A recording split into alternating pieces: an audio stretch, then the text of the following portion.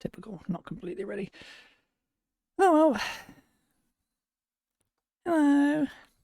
Now, I would have streamed yesterday, but I had to fix my computer because the Windows Update Friday night fucked everything up. I'm not really sure what's working and what's not. So, it's a thing. That's a fuck ton louder than it should be.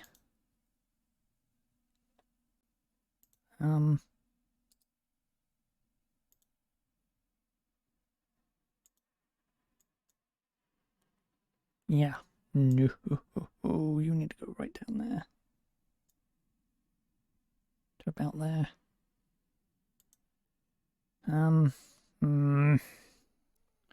Christ almighty.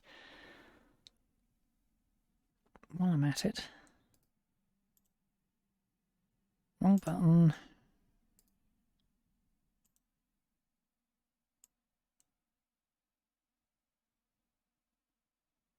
Right. Okay, I think that's right. I'm unsure though. I'm going to have to check while I play. Great. Okay. Let's rock!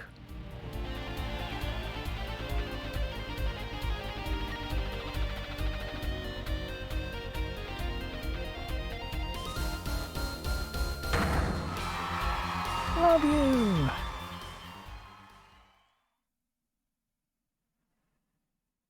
Rock on, everyone. The party's not over yet. Get out your handkerchiefs. That's right, baby. The night's just getting started. Thank you for coming to the Gavineers Guilty as Charged tour. This ends the first part of tonight's show. There will now be a 20-minute intermission.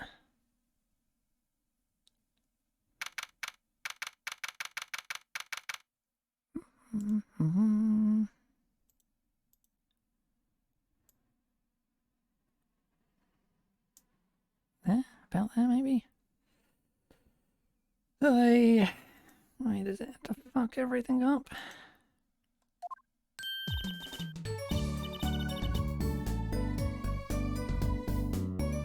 That's way too fucking loud, Jesus. At least I think it's way too loud, I can't really fucking tell.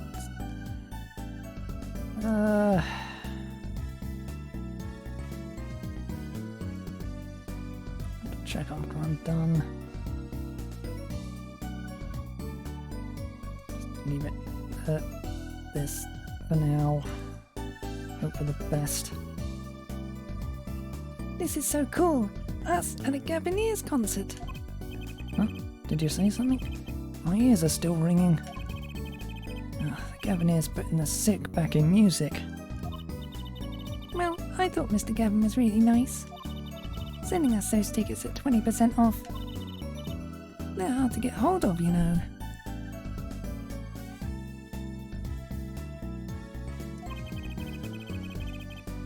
When you invite people to a concert, it's usually free. Let's head to his dressing room, Apollo. You know, like we're a couple of VIPs. I've always dreamed of being a VIP at a Gavineer show. Trucy. You didn't know who Prosecutor Gavin was before that case. What kind of fan doesn't know the lead vocalist's name? Oh, this guy. Well, he was more like a prince, really. He let us in. Xavier. What a lovely name. He's so dreamy. Yeah, but I'm a gal. I'm supposed to swoon over gods of rock. God awful, maybe. Bought all this stuff on the way home from the trial. I got 12 Gavineers albums and 15 concert videos. That was quite a bit of impulse shopping. I got an advance on my next 15 years worth of allowance. Mr. Wright, that sounds like a real act of generosity.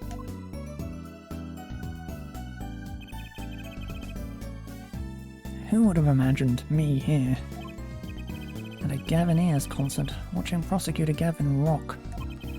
To be honest, it was kind of cool. I'm kind of envious. Not that I'd ever admit that to Trucy.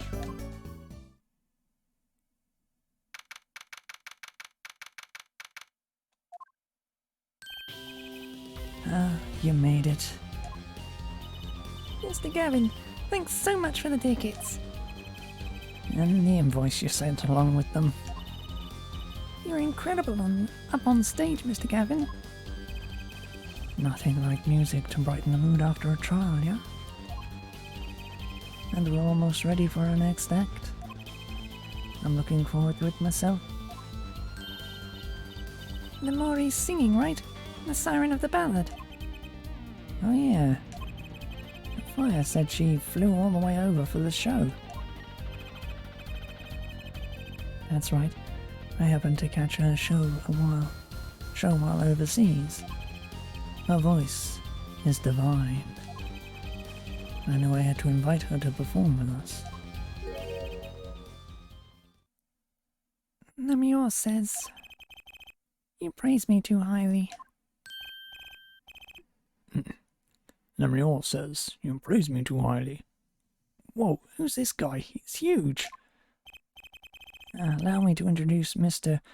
Romain Latouche, Namor's manager and her interpreter, incidentally. It is a great honor for us to be here, and a great honor for Namor to be heard in this country.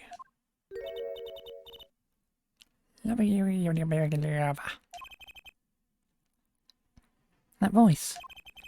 I wish I could understand it. It's beautiful.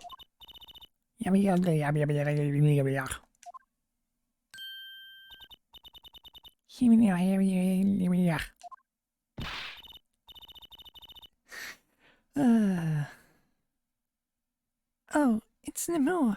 I'm actually meeting Namor. Namor, mysterious songstress. A quiet, deep song glides through the air, lighting a sparse but elegant. Litting above a sparse but elegant piano accompaniment. Now this is music. She's a real artist. Namor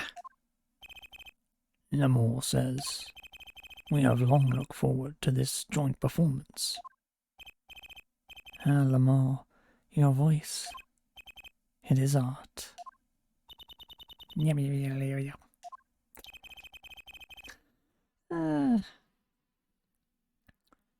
Yet, without his piano to guide me, it is but a voice. I've seen this kid somewhere before. He plays piano at all of Lemur's concerts. He's cute, and he's a really good pianist. Good pianists are a dying breed, I hear. Allow me to introduce Machi Tabai. He is blind. This is why he never strays far from Lemur. They are always together. They're like characters for some fairy tale. You're more so, what's that word? Exotic. And mysterious. She does seem quite pretty, at least her eyes do. Hers is a kind of sightseeing musk. Mystique.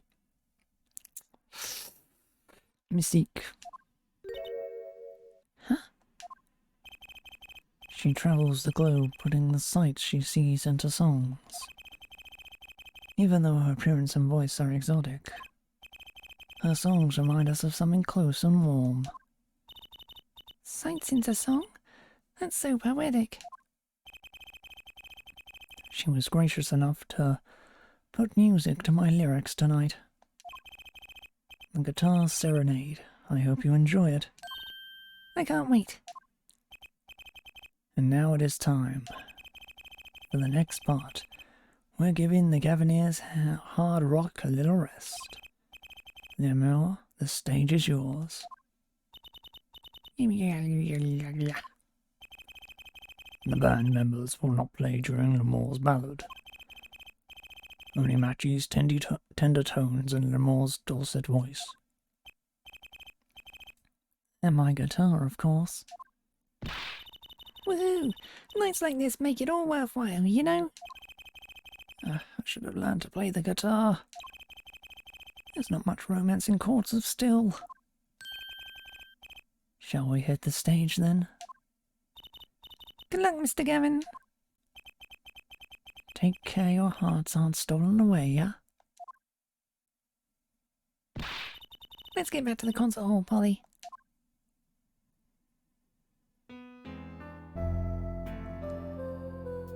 Sugar, sugar. Oh, that night in your embrace, when you stole away the keys, my heart held on to so tight.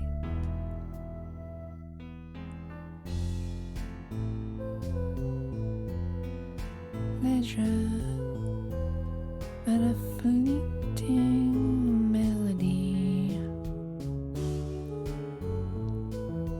It wraps itself around me, and now through the air I fly.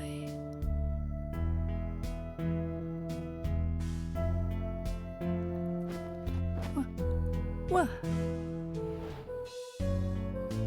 Burning on in my heart, fire, burn my love away, all away,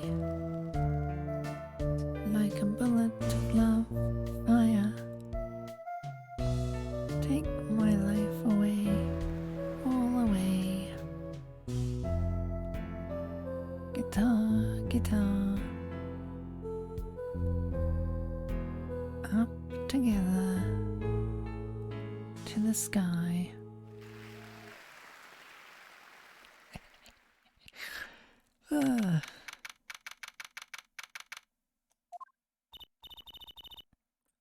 Wow, wasn't Lemure amazing? I even cried a little.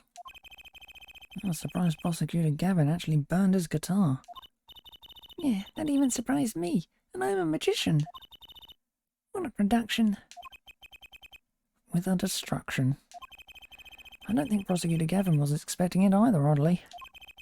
It was as surprised as I was. Is that what they call risking life and limb for art? I think he's my new hero. I'm not sure I call that art. Well, what are you doing here? Let's get going to Mr. Gavin's dressing room. There's 20 minutes till the last part of the show. How many breaks does this band need?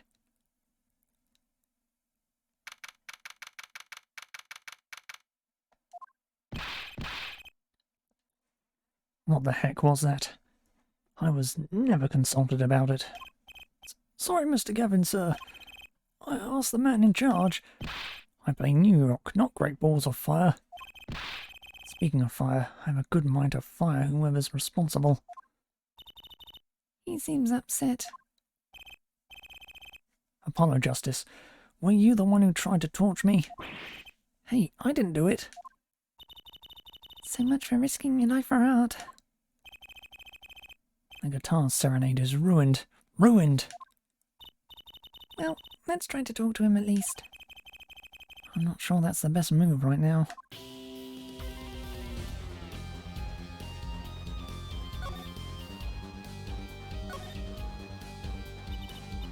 You mean the guitar? That wasn't part of the act? Part of the act? Who would burn up a guitar on purpose? It worked really well with the lyrics just then. Burning on in my heart, fire, burn my love away, all away. Wait, you think the audience thought it was? Sounds like he got lucky. They probably thought it was part of the act. At least I did. He got lucky and he didn't realise it. Anyway, that guitar was the Ferrari of guitars. All the speed, all the sound, and all the price. I'd buy one of those at every show and go broke. Unusually frugal for a rock band. Try saying that to Mr. Gavin. A ton. Today's been one disaster after another.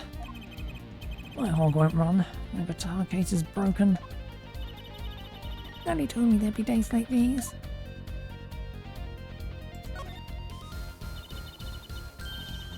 Wasn't Lemuria's song incredible? You worked on it too, right, Mr. Gavin? Ah, yes, thanks. It was a collaboration. I wrote the lyrics and she wrote the melody. You know, I was surprised she could sing in English. I'm sure she practiced a long time for this day. Here.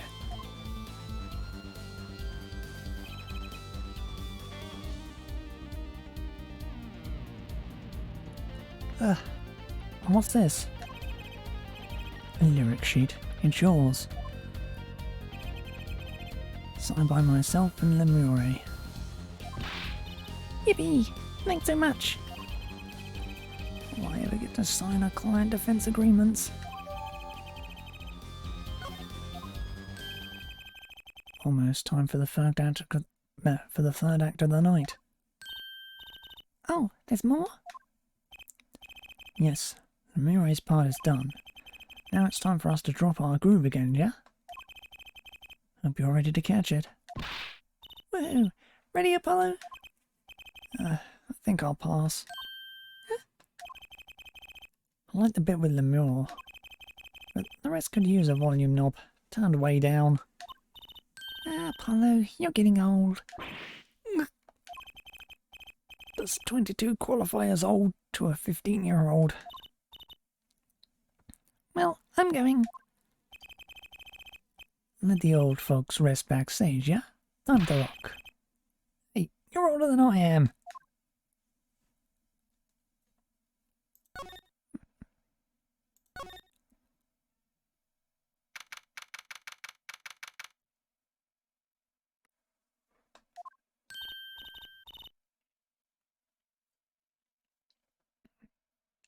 Hey, it's you, that right kid. Detective Sky. I'm letting that right kid business pass. Call me Emma. There's no need for titles once you've shared a bottle of fingerprinting powder.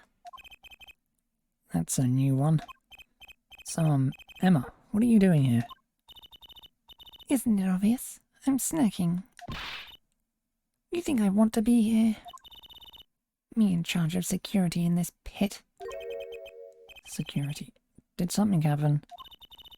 There's no knowing with that glamorous fop. Apparently he's all upset because something was stolen. He wanted security back here during the concert. Where does he get off acting like he's some big rock star? He is a big rock star. Hey, you listening to me? So, where's this door here lead to? This one? That's Lemure's dressing room. Don't even think of going in there unless you want a piece of snackaroos in your face. You ever in a good mood, I wonder?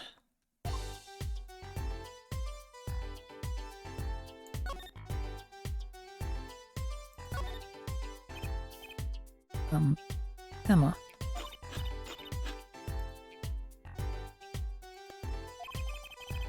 I've never seen someone eat snacks with such vehemence. Better give her a wide berth. She snackarooed me.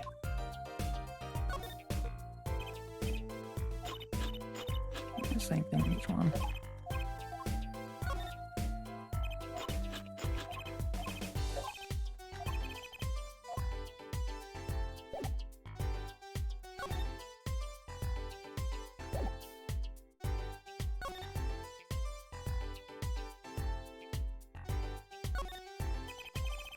So this is Lemure's dressing room. You even think about going in there, I'll... Bang. What was that? Bang. Was that a gunshot? Something's going on. You, out of the way. Emma? Let me away. Let me away. It's not locked. I'm going in.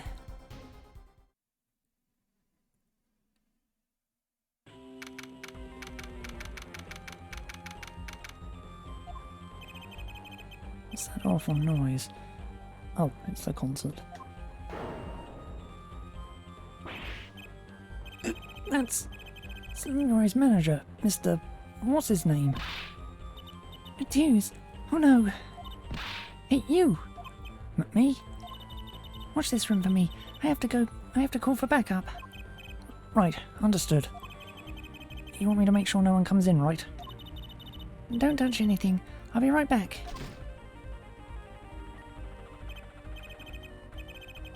What's going on? I just talked to him and now... He's alive. Mr. Latouche, can you hear me? Shot. I was... shot. Who shot you? I don't know. Ask. Ask what? Ask. Witness. Witness? There was a witness? Who? Oh, so-called witness. You're cold? Don't worry. You're going to be fine. Help is on the way. Can't see. Hang in there, Mr. Latouche. Tell me, who was the witness? The witness is... Siren. Siren? How can a siren witness anything?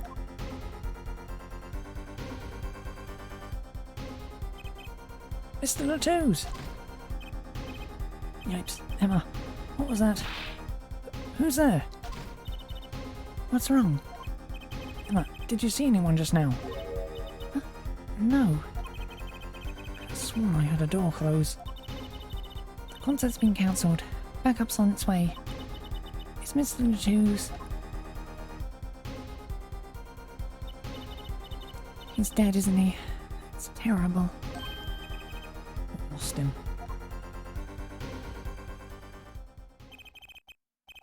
Romain Latouche, shot. And I heard his last words. The witness is the siren. Whatever that means.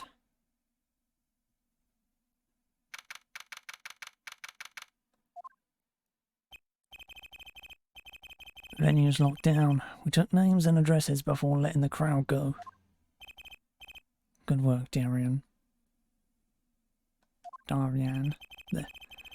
I'll let you know if I find anything out about the victim. Later. It's investigation time then, yeah, Fräulein Detective? I don't need some rock and roll prosecutor to tell me that. One request I must make. Tell no one on staff or otherwise anything of this. Ooh, a gag order. No word gets out other than that Mr. Latouche is dead. No word of the cause of death or of murder. Or of the murder. Tell no one, not even Leroy? Not even her. We must keep everything under wraps. Oh, one other thing. I'll need your signature on this here forehead. Yours too, Fraulein. On that? An investigation request? Why just us? You two are civilians. It's standard procedure. That should be okay to sign, I think. Right. Well, get started with the investigation. I'm on it already. And one tip for you. Huh? Me? Try not to get in the Fraulein Detective's way. She's in a foul mood today. Gee, I wonder why. We're all questioned as witnesses. And now none of us can go home. We'll investigate, all right, our way. Somehow, I don't see us getting back to that crime scene anytime soon. Still can't believe I was there when it happened. Not an experience I care to repeat anytime soon. This is no time for navel gazing. Let's crack this case. I worry about Trucy. She seems to have a very loose idea of what it means to be an attorney. Of course, that's not surprising considering who her father is. Blech. Something the matter? No, let's get cracking. I'm the only one who was there.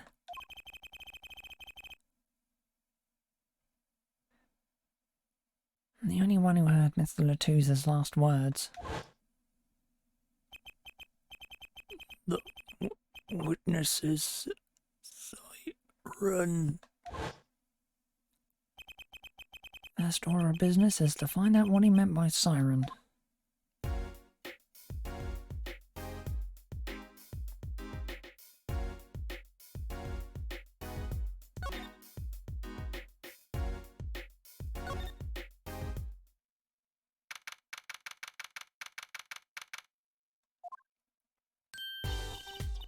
Oh, it's you. I figured you'd come. You have to let us investigate the scene, please. You're attorneys, no? Shouldn't you wait until you have a client? Latouze did tell me to ask the witness the siren. There's dying breath, no less. Doesn't that count? Glare at me all you want. You'll get no snacks from me. Please. Think of Paul Lemure. Oh well. I suppose you did find the body with me. Great, let's get to it. Right. Just try not to touch anything. She's letting us look, and she's not munching her snacks. I suppose well. There are clues here. I can feel it. You've no hanger unhung, no spot unspotted.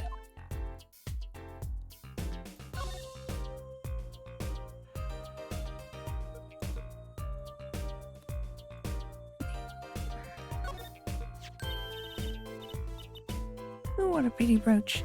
Oh, Emma. You're not going to say, "Can I have it, please," are you? Oh. Look, you may be cute. Maybe a cute little girl of 15. But that doesn't get you any special treatment with me. Oh. It's not healthy to envy the young Emma. It's not about envy. It's about tampering with evidence. Note to self, Emma lacks a sense of humour. Use caution. You need to learn to respect your elders a little. Something seems so familiar about that brooch.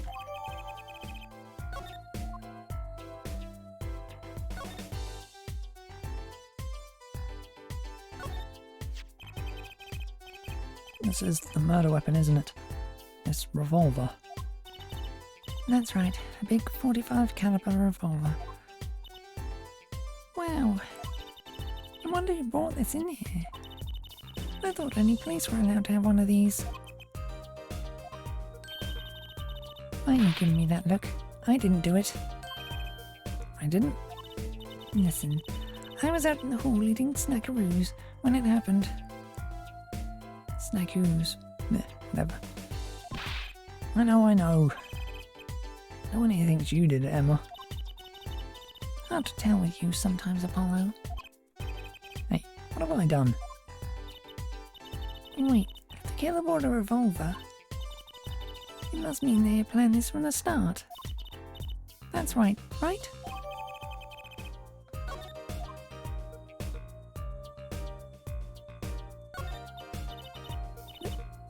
That's the body, isn't it? Sure is. The victim, no less. Let's take a closer look. Go ahead, Apollo. You first. Me? No, you should go first, Trucy. Really? Will you two stop bickering and get over here? She's munching on snackaroos again. Hope she's not too annoyed.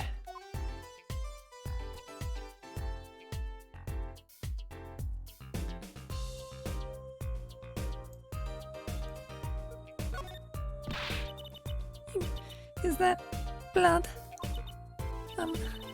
Why don't you examine this one, Apollo? You know more about red stuff than I do. Yep. Says who? Something is strange about this blood, though. Is that what it looks like?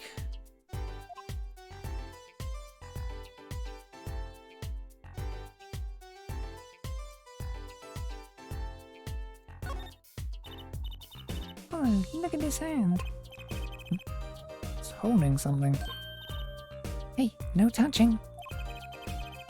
You can throw the snacks at me you like, Emma. But sooner or later, you're going to run out of them. You raise a good point.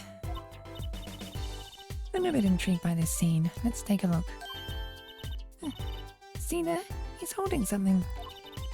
What's this? A keyring? You think it might belong to the killer? Certainly a possibility. What an unusual keyring. And what unusual keys. This could be a vital clue.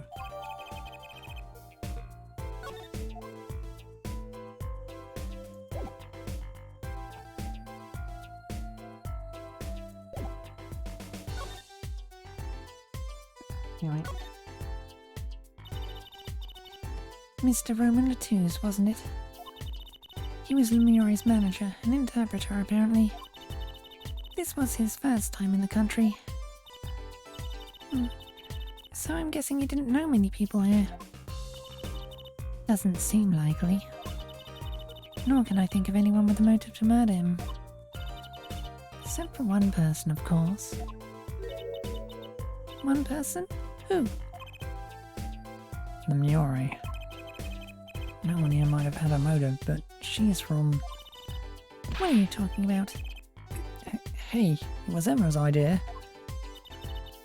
I said nothing. Always with the snacks. He's a big man, or was. I don't think even I would win in a fight with him. Which is why whoever it was used a revolver, I'm guessing. We sent a request to the Borgian embassy for more info on him. Well, you and I know more about the crime than anyone. You do? That's true. It was us who found the body. What? Guess that's what I missed from watching the concert. Hey, I wish I was watching the concert. Anything would be better than this. Well, we know the crime took place during the concert. And when we heard the shot and entered the room, the killer was already gone. What? That doesn't make sense. You came in when you heard the shot and no one was here. How did they leave the room? That window was a little too small, isn't it? Mystery of the disappearing killer.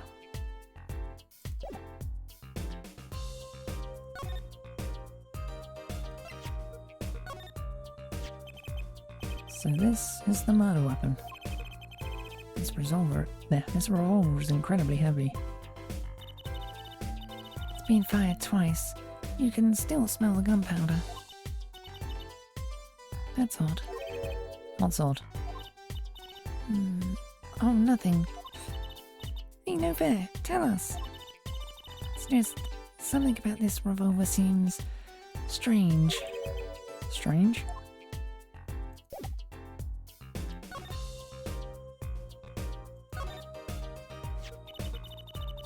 What do you think about this revolver? Well, it's pretty big and heavy. That's right, it's a .45 caliber. That makes it one of the deadliest revolvers around.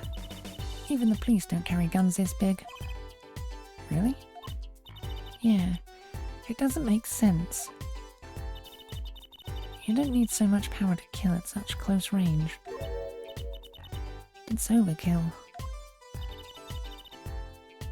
I'm not sure I see the problem. I mean, whenever I go out to eat curry, I order it extra spicy just to be sure it's spicy. Of course, I can only ever eat 1 or 2 bites. And that's not a problem? There's another thing about a gun this big. It puts a lot of strain on the shooter. Strain? Yeah. Say if you were to fire this revolver, the recoil will probably dislocate your shoulder. Ouch! It's like the shooter's a victim too. Yet the killer used this revolver, and quite well. I'm guessing whoever did it was used to shooting. Used to shooting a high caliber weapon. Well, that's about it. I think we've looked at just about everything there is. I guess you're right. I know how you're feeling. It is hard to know when to stop. But anything more involved has to wait until the squad gets here. I suppose. I'll go report the evidence. Sorry, but could you wait here till I get back? Oh, actually we have to... Great, thanks. She left. What do we do, Apollo? She told us to wait. Great. Now how am I supposed to investigate? Oh well, I guess it can't be helped. Let's go. Huh? Go? Time's wasted, Apollo. We got a lot of ground to cover. Well, that's true, but... Second thought, why not? I'm sure everything will be fine. Of course it will. Let's go. Aye.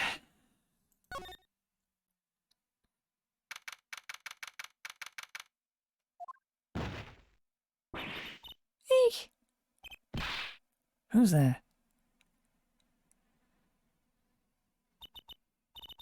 We didn't just imagine that, did we? He was wearing a silk hat. Friend of yours? Hardly. Whoever that was, he sure looks suspicious.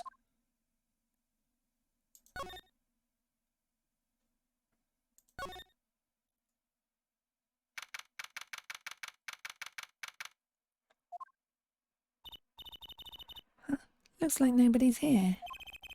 Prosecutor Gavin's probably busy with the case too. No rest for the wicked. No rest for us either, Apollo. Let's get rockin'. Rock, rock.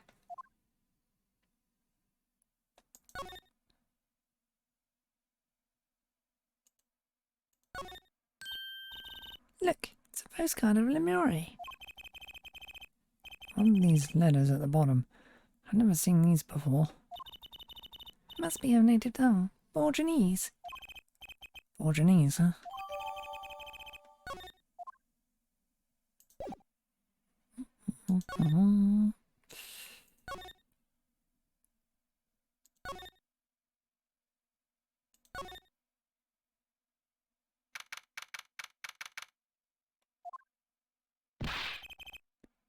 What is it with today? Problem after problem. Tongue. You ain't kidding. It's the 2 leading members of the Gaviniers, Apollo. Clavier on vocals and Darren on guitar. They're so cool. I have a hard time thinking of Claver as anything but a prosecutor, honestly. What are they arguing about? Probably the case, I'd bet. My hog won't start, my guitar case is busted, my guitar's been burnt to a crisp, and to top it all off, someone's dead.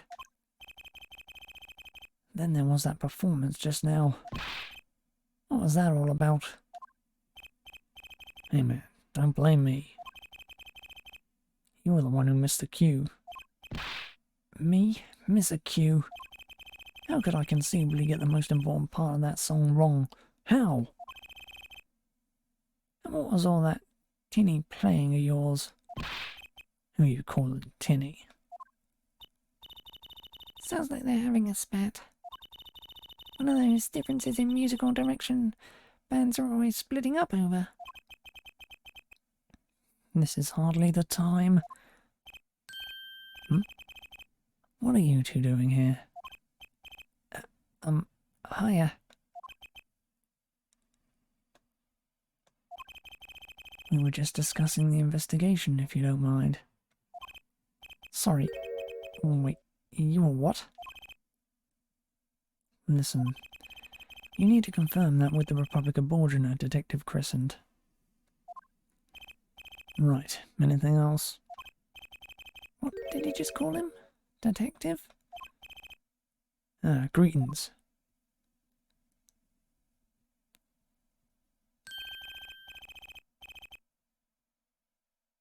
Darren Crescent, Criminal Affairs Division 3.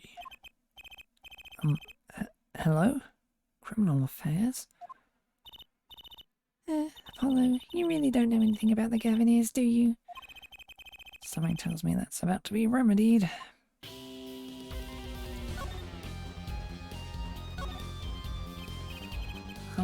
About the crime. Which crime do you mean? The murder, what else? All that. For me today has been a hit parade of crimes, you see. Prosecutor Gavin was singing the blues earlier, wasn't he? Something about his hog and his guitar case. Anyway, I'm afraid you know more about the killing of Mr. Latouche than I do. For now, at least. Huh? You were the one who found the body, yeah? While we were in the middle of a performance, no less. Aren't you going to examine the crime scene, Prosecutor Gavin? I'll leave that to Fraulein Detective. Wouldn't want to step on her toes. They're not exactly best buddies, are they? Emma and Prosecutor Gavin, I mean. Oh, what to do next? You already checked out the scene. Prosecutor Gavin may be right. He might be the most informed for once. Maybe Prosecutor Gavin can shed some light on the things we found.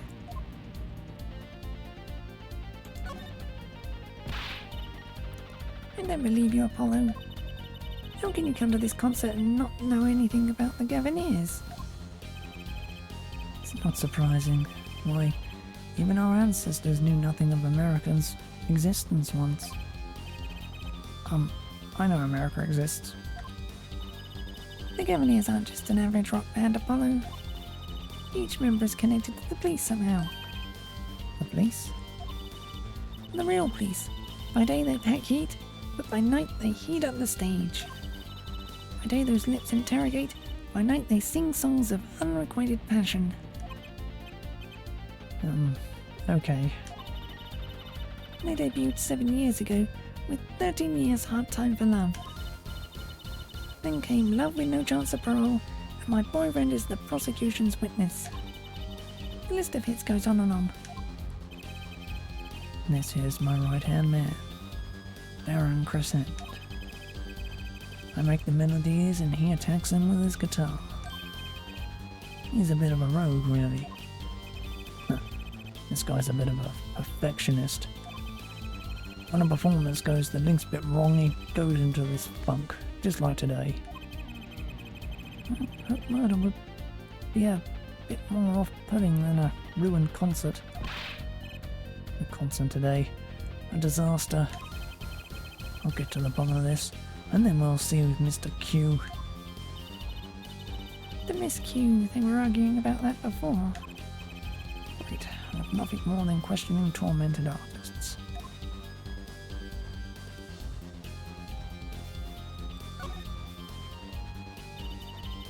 What's this Miss Q you keep talking about? You heard it, didn't you, from the audience? Actually I didn't notice anything. See, no amateur is going to pick up on that. Can you guarantee an entire audience of amateurs? No. Now take a listen to this. What's that? A mixing board. We use it to record our concert tonight. Aren't we supposed to be investigating a murder? No, we've come this far. Might as well go all the way. I've always wanted to learn about the recording industry.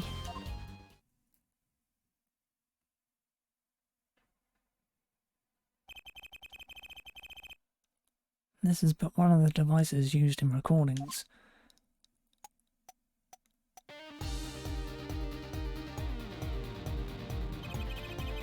We're a 5-part band.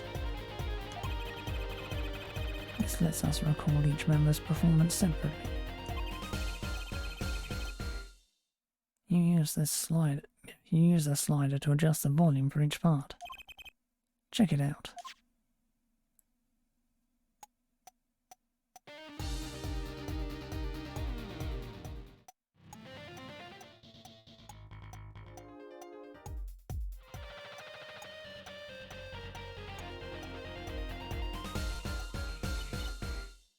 Wow, neat.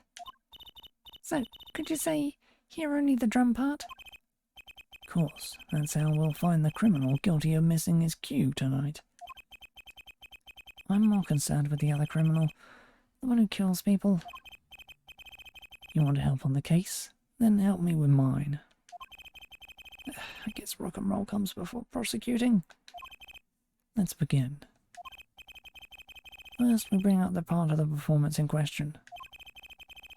You simply choose the section of the song you wish to hear on the bottommost bar, like so.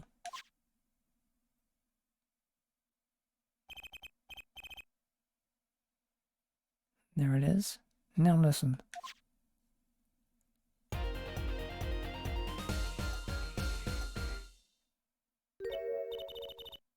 Was something wrong? You couldn't hear it? Listen again closely.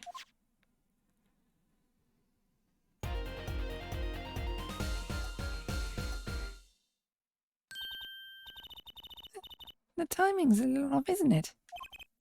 You see? There, right at the most important part. And even an amateur can hear it. An amateur with a mixing board, maybe. You're missing the point. We'll never stamp out crime until we're perfect. Perfect! Here he goes again.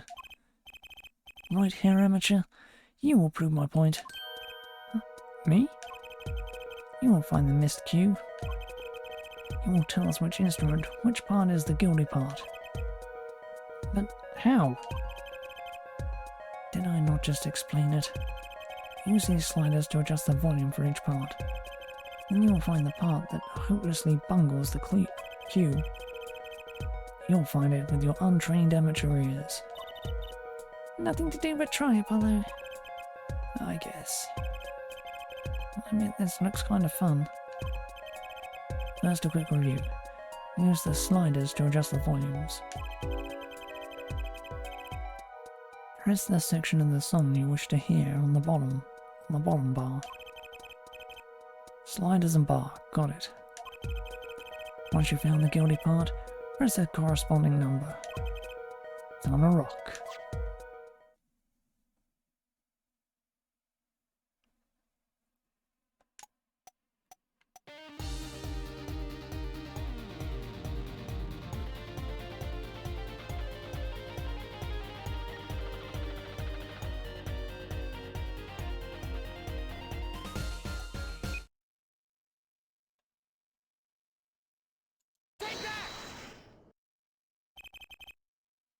This part is off. Which is that? Second guitar? It was you, Darren.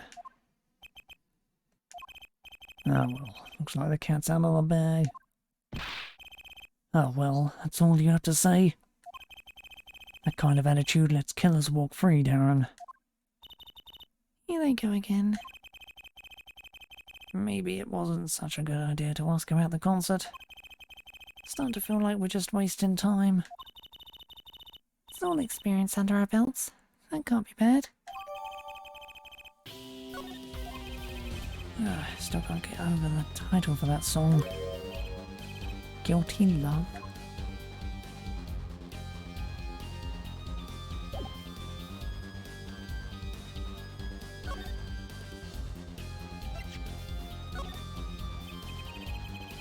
I was wondering if you knew anything about this. That. Does it look familiar? Familiar? It's mine. That's my keyring. I've been looking all over for it. What? This is yours, Mr. Gowan? I knew it. Apollo. How can you make that I knew it face? This is the keyring that was... Yeah, I know. Thanks, anyway. So, where did you find it? Actually, the victim was holding it. Like he was trying to keep it from the killer, even if it meant his life. What? The victim? You mean Mr. Latouche had my keys? Indeed. Come on, my trials be over. Speaking of trials, I've never heard Mr. Gavin whine in court like he has been today. I was right about the fop. I'll give her that. Apollo. Mr. Gavin, maybe we can help. Tell us about your troubles today. I really don't think that's... Tell us, and we'll keep mum about the keyring for now. What?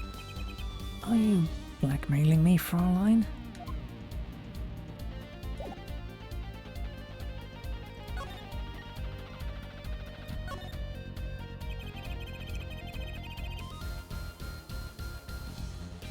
You were saying something about your motorcycle not starting.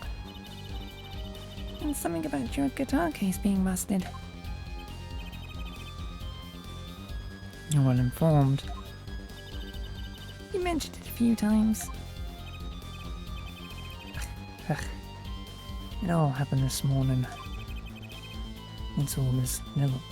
It's all this keyring's fault. The keyring? It's got all my keys on it, yeah? My bike key, my car key, and the key to my guitar case. Wait, so this keyring... It disappeared. I thought I'd put it in my jacket pocket. Prosecutor Gavin's keyring disappeared? I had to come to the concert by taxi. Embarrassing. But in order to get my guitar out, I had to break the lock. Wait, this guitar wasn't the one that... The very one. Up in flames. And right on stage too. I actually thought that was part of the show. Crazy. And to top it off, Mr. Latouche's life was taken.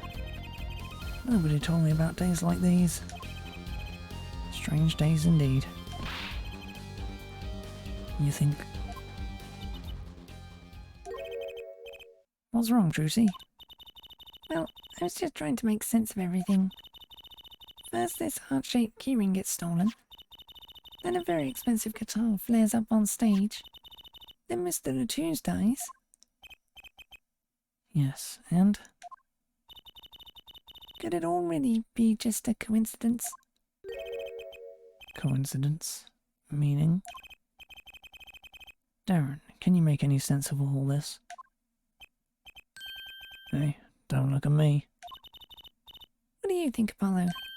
Huh? I mean, either Mr. Gavin's having a really bad day, or all this was planned.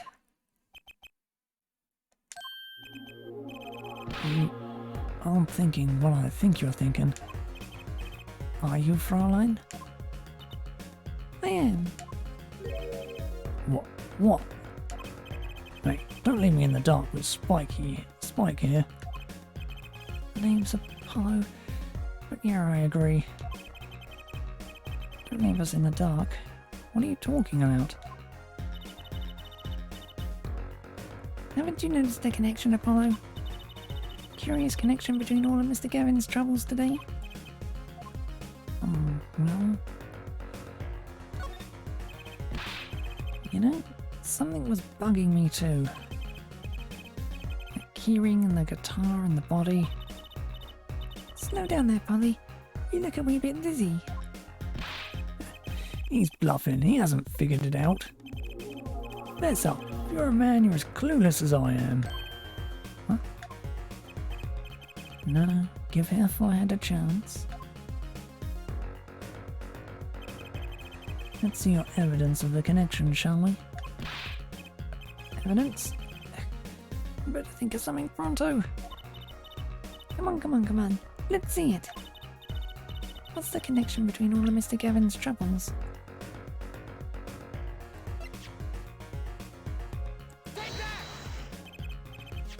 It's this, isn't it? A lyric sheet. A guitar serenade. What's that got to do with anything? It has everything to do with everything. Though I wouldn't have believed it if the Fräulein hadn't pointed it out. What are you talking about? Man, enough with the riddles. Maybe it is a coincidence, or perhaps it means something. Don't you think, Fräulein? I do. Everything that's happened to Mr. Gavin today is predicted in the lyrics to this song. What? No way.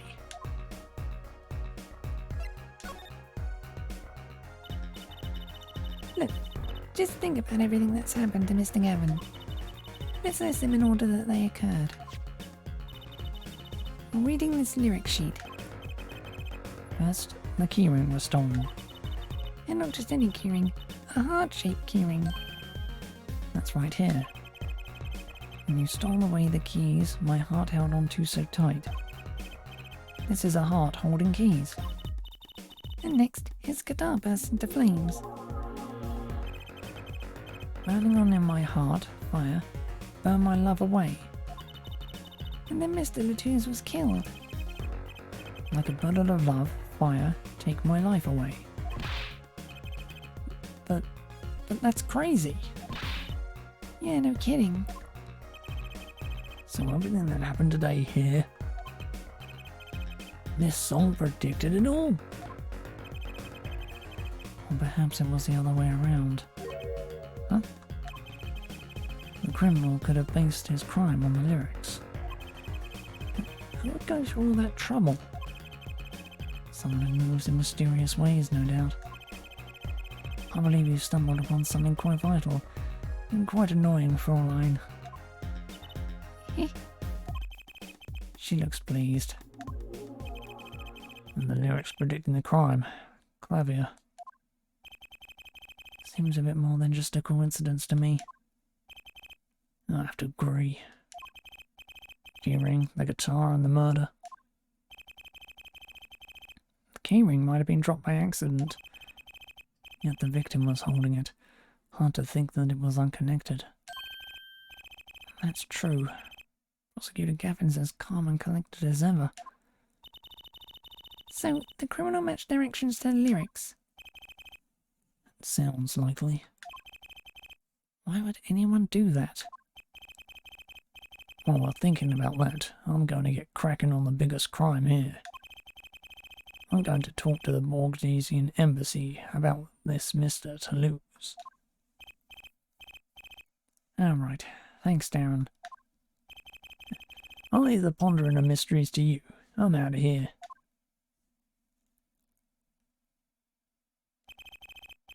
A foreign national, Mr. Latouze, was killed. Seems like that would have to be the point of all this. But they did more than that. They left us with not only a murder, but a mystery.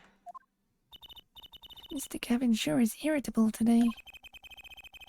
Maybe this is the real Prosecutor Gavin we don't get to see in the courtroom. I've had enough, frankly. If you find any more mysteries, do me a favour and keep them to yourselves, yeah? Yeah. I guess this is all we're going to get from Prosecutor Gavin. That leaves the Lemure to question. Prosecutor Gavin, do you know where Lemure is now? I had to go to my dressing room. With that pianist, Machi Tabai, of course. She seemed rather shocked by Mr. Latouze's sudden passing. Gavin's dressing room. Got it. Oh, wrong button.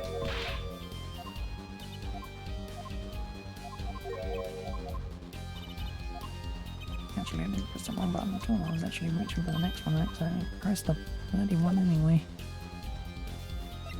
Okay.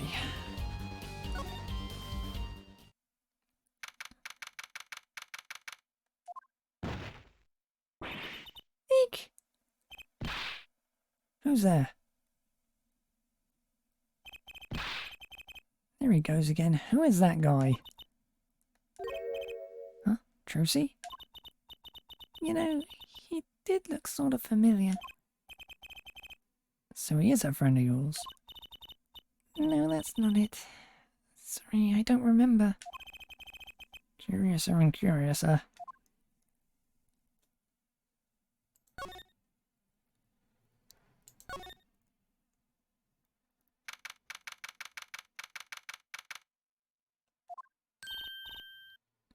Ah, Lemure!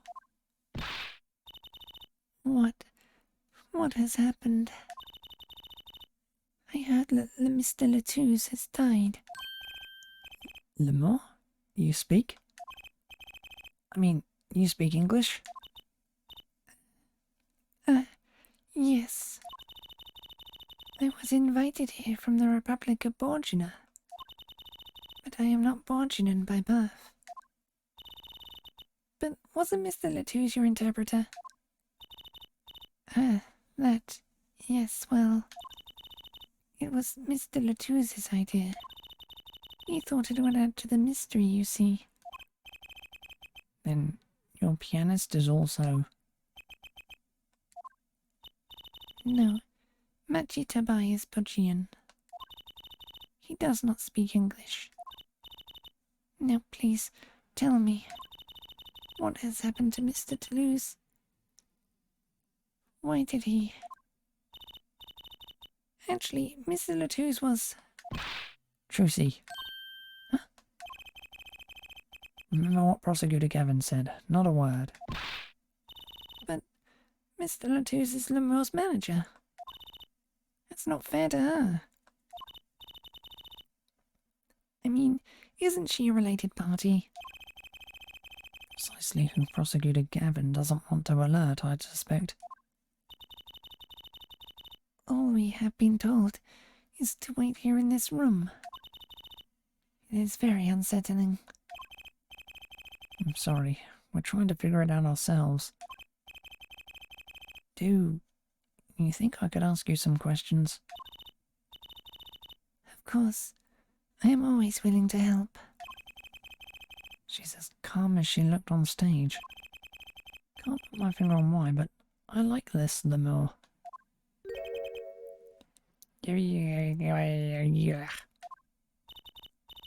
What is it, Machi? What? But you'd be alone.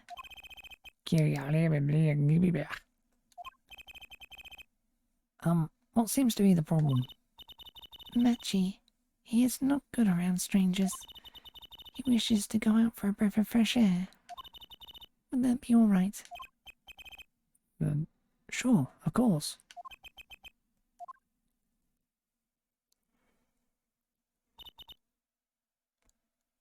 Very well. What is it you wish to ask me about?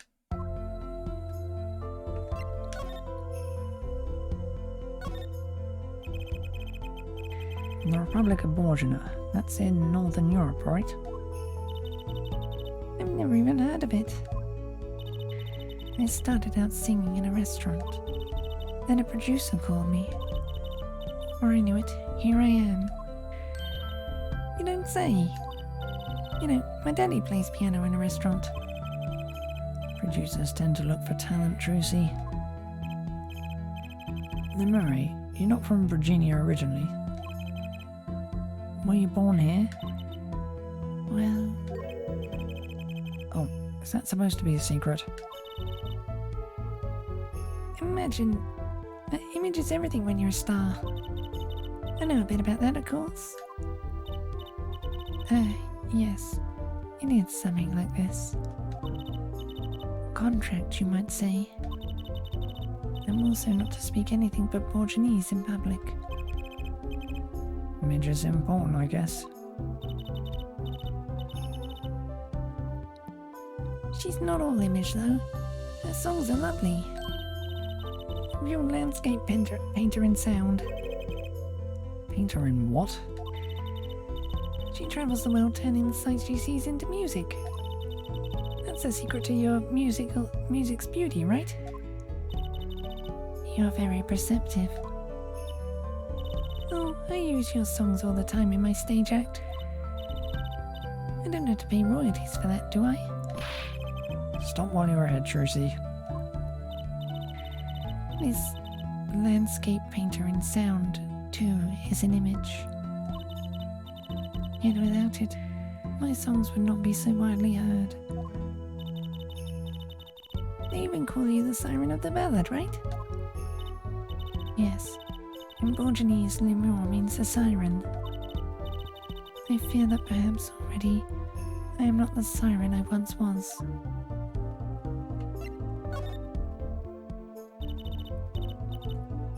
Your pianist, Machi, was it?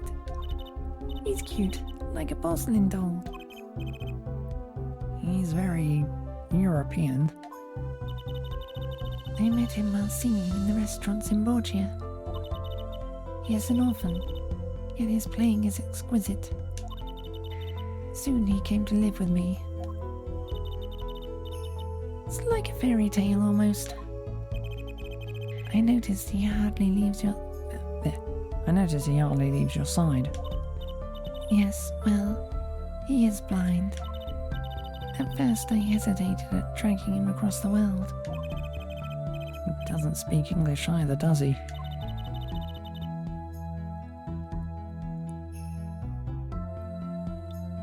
He had never left Virginia before we met. I made his presence part of my contract. Machi and I together are Lemure, together always.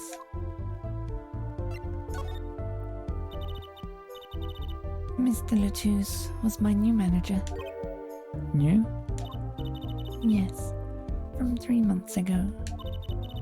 Around when I received Mr. Gavin's invitation to come. I met Mr. Latouche at my office. He was to be my manager and bodyguard. And as it turned out, my interpreter. Interpreter, even though you speak English. Yes, but we were to visit more places than just here. We had a concert in Japan scheduled after this one. Though I fear that may have to be cancelled now. Was Mr. Toulouse from the Republic of Borgia too? Well, he was only with me for 3 months. I'm afraid there is much I do not know about him. Now I shall never know. No one will ever tell me why he has died. No one will even tell me why he has died. I'm sorry. Prosecutor Gavin said we weren't to talk to anyone. Mr. Latouche was a talented man. The siren of the ballad. That phrase was his idea, you know. I am happy for him that it has become so well known. Siren. That's what he meant. Huh? Apollo? You are the siren, right, Lemur? That is the meaning of my name in Borginese, yes. It was the name my producer gave me. But why do you ask? It's very important. I had to know for sure if the siren was you. What do you mean important? I'll tell you. You deserve to know. Siren. It turns out that's a very important word in this case. Oh. I found Mr. Latouche. He was still alive. What? I heard him say something. His last words. Mr. Latouche, can you hear me? Ask witness. In there, Mr. Latouche. Tell me, who was the witness? The witness is Siren. You said siren? Really? I was the only one there to hear it, but I'm sure that's what he said. Mr. Latouche said that? Asked the witness? And you're the siren, Lemur. Did you see what happened? Lemur? Might I ask, are you with the police? Well, no, I'm a defense attorney. An attorney? Yet there have been no arrests, yes? Is that a problem? Does an attorney not work for a client? If you have no client, you should leave the investigation to the police, I think. But, Lemuel, I am sorry, but I cannot answer your questions. I'm afraid you lack the authority to ask them. Why? She witnessed the crime, why wouldn't she tell us? I believe we are through here. I believe so.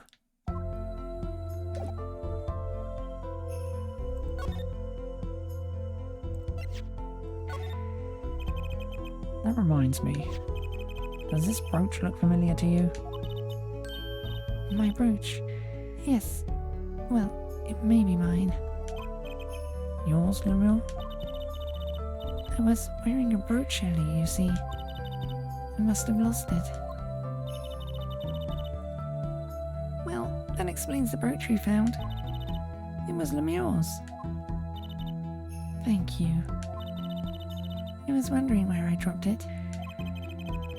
So this brooch belongs to her. That begs the question. Something wrong, Apollo? What was this brooch doing at the crime scene?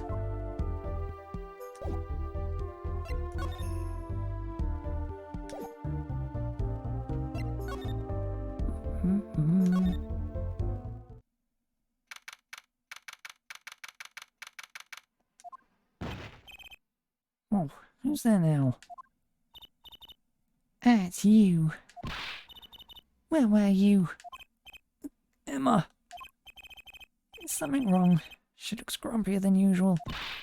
You bet something's wrong. The impossible's happened.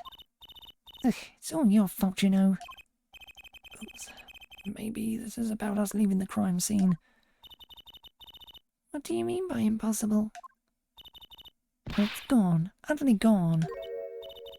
What's gone? The body, stupid. What else? Huh? Mr. Latouse's body has disappeared. What?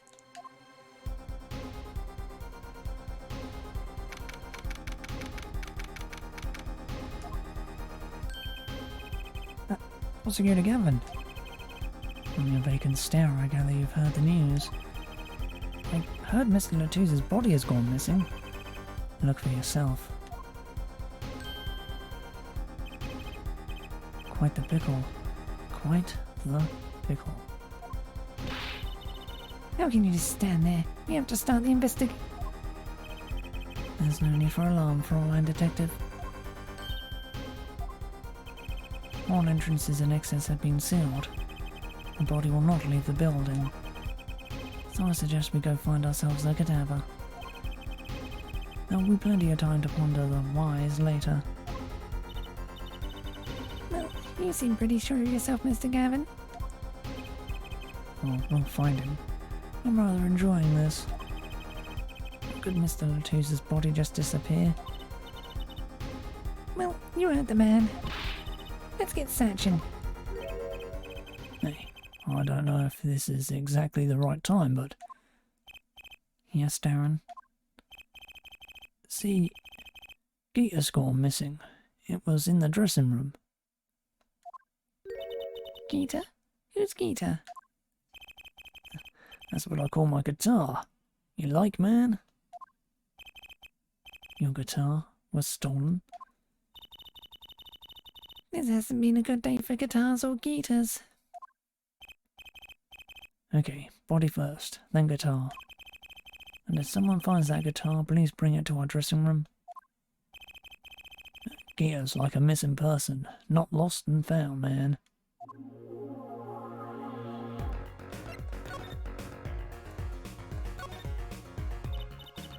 Well, this sure is a... what did he call it? A sausage? No wait, it's a pickle. And it's your pickle. I told you to stay in the room.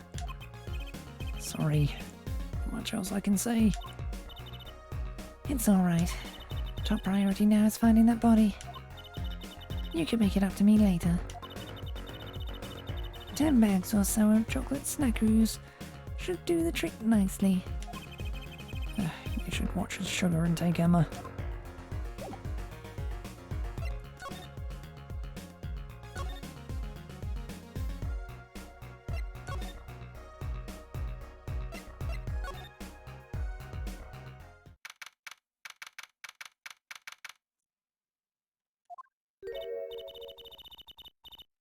Does something seem different to you, Apollo? Something is definitely different here. Let's check it out.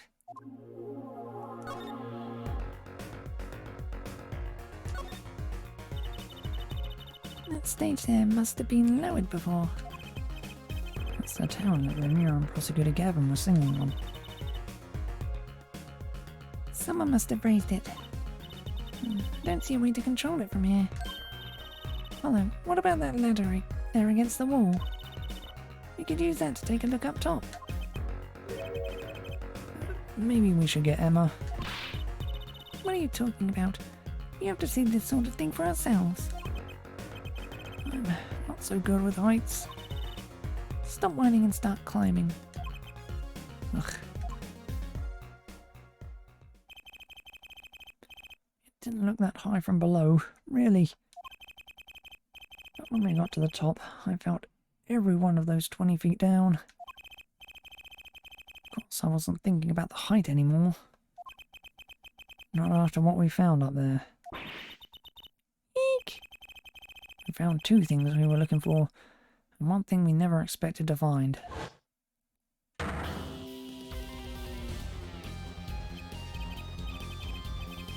body, guitar in hand, and the pianist matching toe by.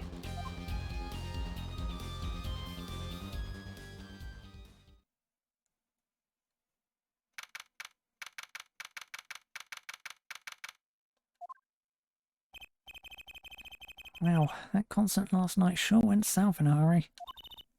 No kidding. Why did they arrest Machi? Why?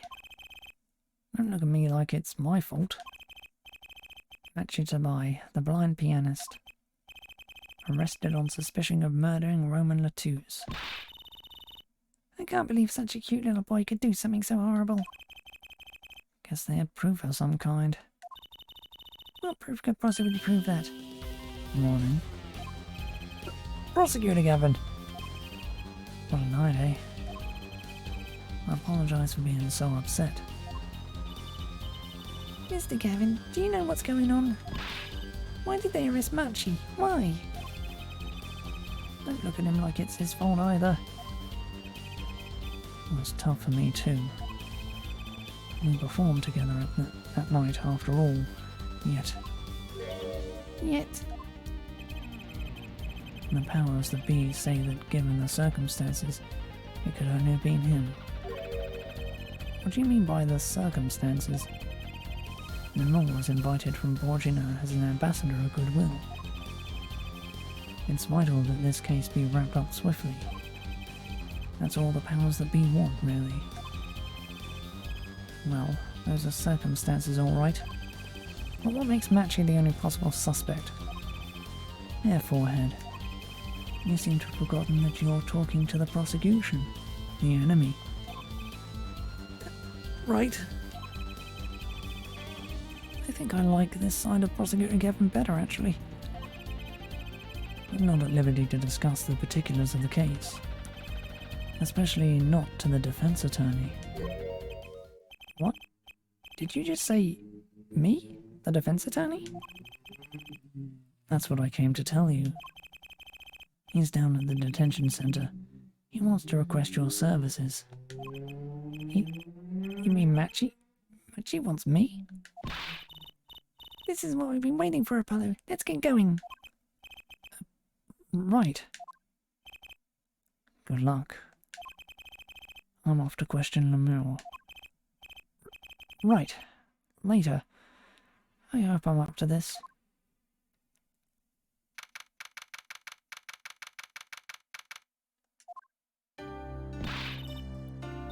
I just don't get it. I refuse to believe a cute little kid like that could do something so terrible. You said that already. Machi, everything's going to be okay. We're here for you. Hi. Maybe you can tell me about last night. Huh?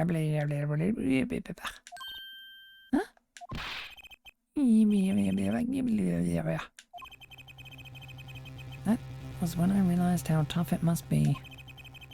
A little kid like this. In a country so far from everything he's ever known. Maybe Lemure can help. Didn't Prosecutor Gavin say she was with him? Good luck. I'm off to question Lemure. Well, what are we going to do? That's, a good question. Can't think of anything we can do but go with this. And hope for the best at the trial tomorrow.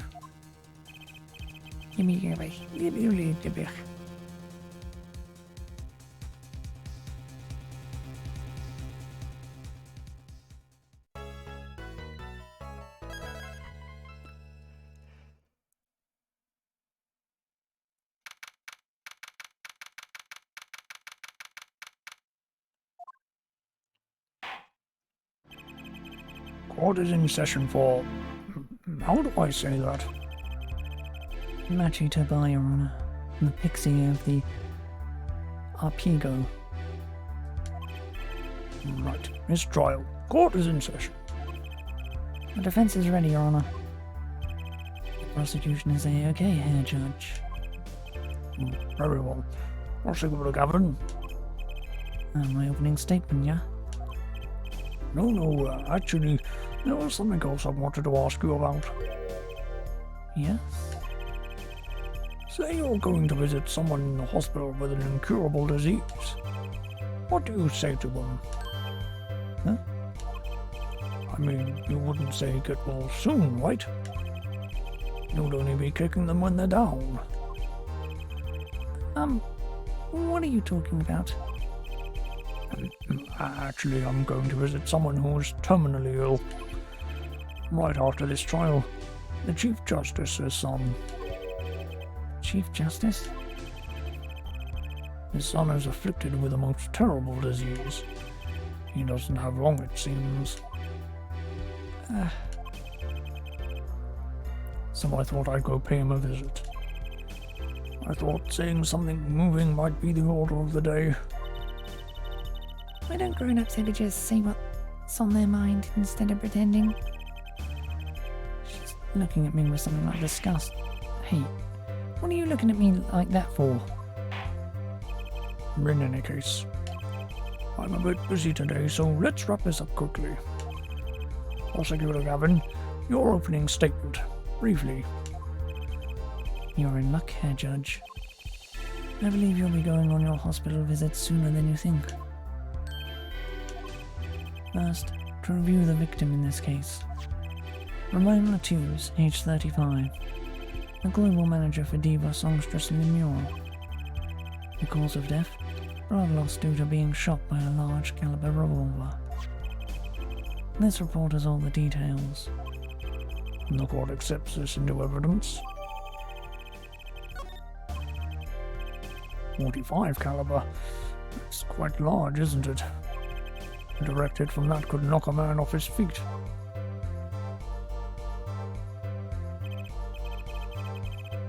However, the bullet struck him in his shoulder. The damage to the body was slight. Death was not immediate. Sadly, his blood loss was such that he could not be saved. I suppose the victim's condition could have been much worse, considering. 2 shots were fired. One shot missed, the other penetrated and passed through the victim's shoulder. Both bullets were found in the wall at the scene. Observe the diagram. This is where the bullets hit. I see. The court accepts this evidence. if we're talking about a .45 caliber revolver, we must assume that the killer was adept at the weapon's use. Really? Yeah, apparently, weapons that size have powerful kickback. If, say, the judge tried to fire one, it'd break every bone in his body. The defense will take more care in choosing examples. As I was saying, the victim was shot backstage in the dressing room. The dressing room is only one entrance, this door. That does seem to be the case, yes. However, there were witnesses who heard the gunshots. He's talking about you and Emma, huh? Yet when the witnesses entered the room, it was empty, save for the victim's body, of course. But that's impossible. Exactly. This murder was impossible. For all but one person. One person? That is, of course, the defendant, Machi Tabai. Only this defendant could have committed the crime. But how? It's quite simple. The circumstances of the crime seem to make it clear. Very well. I assume you have testimony to back up this claim. Let the witness please take the stand.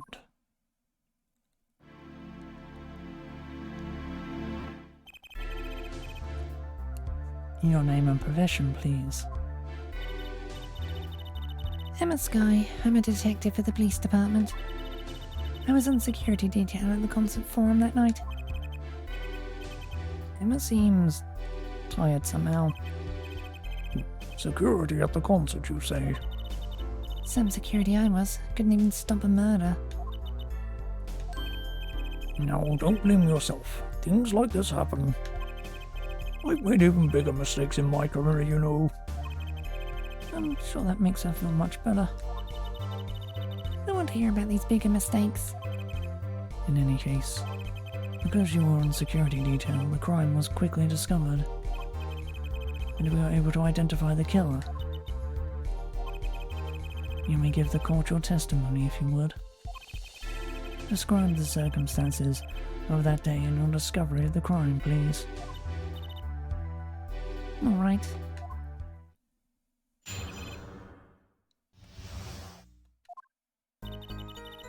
The night of the murder, I was on security backstage at Prosecutor Gavin's request.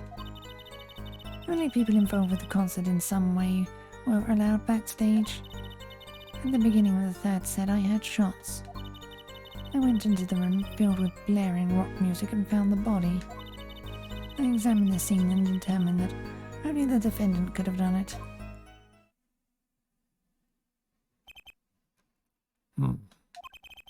It was lucky that a detective was the first on the scene. But that door was the only way out of the room, right? Yeah, pretty much. Then I don't get it. How can they say that Machi did it? Looks like we need a bit more information. Very well. The defense may begin the cross-examination.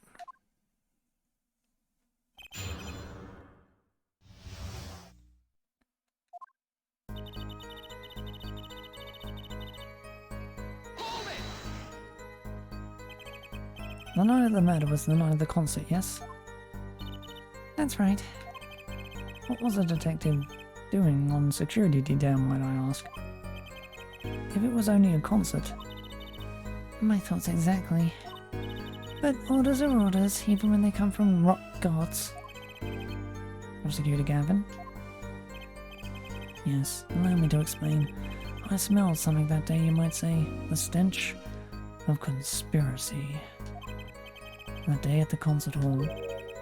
Conspiracy? Well, isn't it obvious? My keys. That whole morning, no, the whole day was ruined. And it's all because someone stole my keys. I couldn't ride my hawk to the show. I couldn't open my guitar case. There he goes again. Isn't it possible he simply misplaced them? Misplace them? Misplaced items don't just wander into a murder victim's hand on their own. What's this?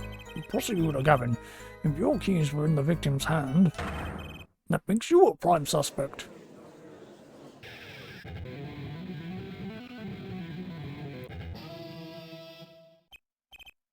Love, slow-acting and new Atrokin is waiting for you.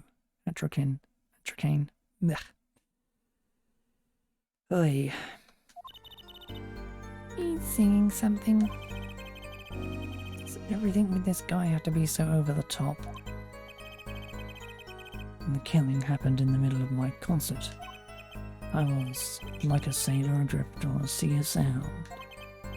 Anyway, I didn't want anything else stolen, so I put the detective with the most time on their hands on the task.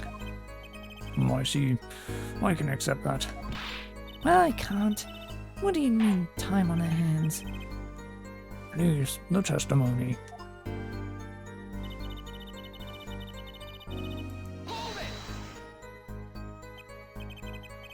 We were let in though. I don't know about that. I certainly didn't invite you. I gave the Fraulein special permission to be there. I wanted to see her again. Oh boy, did you hear that? We're officially involved now. Gee, great. Some other hangers-on tried to get backstage, but I drove them off. So, no others outsiders. So no other outsiders were there then. And then,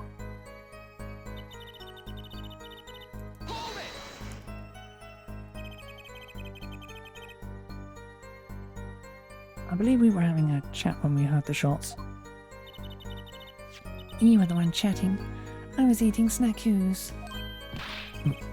Hey, no snacking in court. And you're sure the shots came from the Mills room? Yes, absolutely. Hey, I'm the one being cross-examined here. Here, this'll keep you quiet. Thanks. So, how about it, Emma? You were right there. Hard to mistake that. Hard to be mistaken about that. Please, either talk or read, not both at the same time. Right, so after that, me and Mr. Lawyer there opened the dressing room door.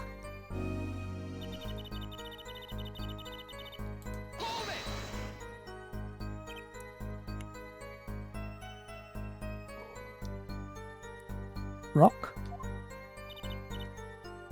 Blaring, yes. When you say rock, are you referring perhaps to this rock and roll music that's popular these days? That's right. When we went into the dressing room, music was blaring over the speaker on the wall. They pipe sound from the stage into the backstage through speakers. That way people in the back can hear when they're supposed to be on stage. Did it have to be so loud? You don't listen to the Gaviniers with your ears. You feel it with your entire body and soul. I always have the backstage monitors at full volume. When we walked in the room, the band was playing Guilty Love, I believe, making it easy to determine the time of the crime. If you could hear that music playing.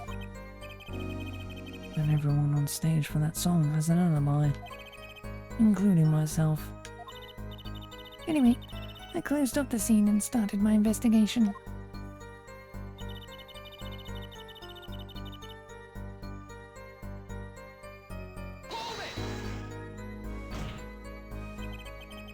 How could you know something like that? As I said, it was clear from the circumstances. Listen, we know there was only one exit from that room. The door. The small window only opened a tiny crack, and I was standing in front of that door. So, how could the killer have fled the scene? There's only one possibility, the air vent. Ah, That air vent was too small. Who could possibly... Exactly. There's certainly no way you could get through, nor me. The only one who could fit through was a child. Child? Remember, access to those rooms was limited. Only those involved with the concert were allowed. Of all the people involved with the concert, only one is small enough to be considered a child. The defendant? The pixie of their prego. Glittered up toward the sky and disappeared from the scene of the crime. But that's just conjecture. Well, there was no other way out of that room. You were there. You should know, Hair Forehead. And there is another vital piece of evidence. Evidence? What? Marks were found on the air vent grill. Traces that had recently been opened. Wait, what? And something else is found, quite clearly. The defendant matched Tobias' fingerprints. What?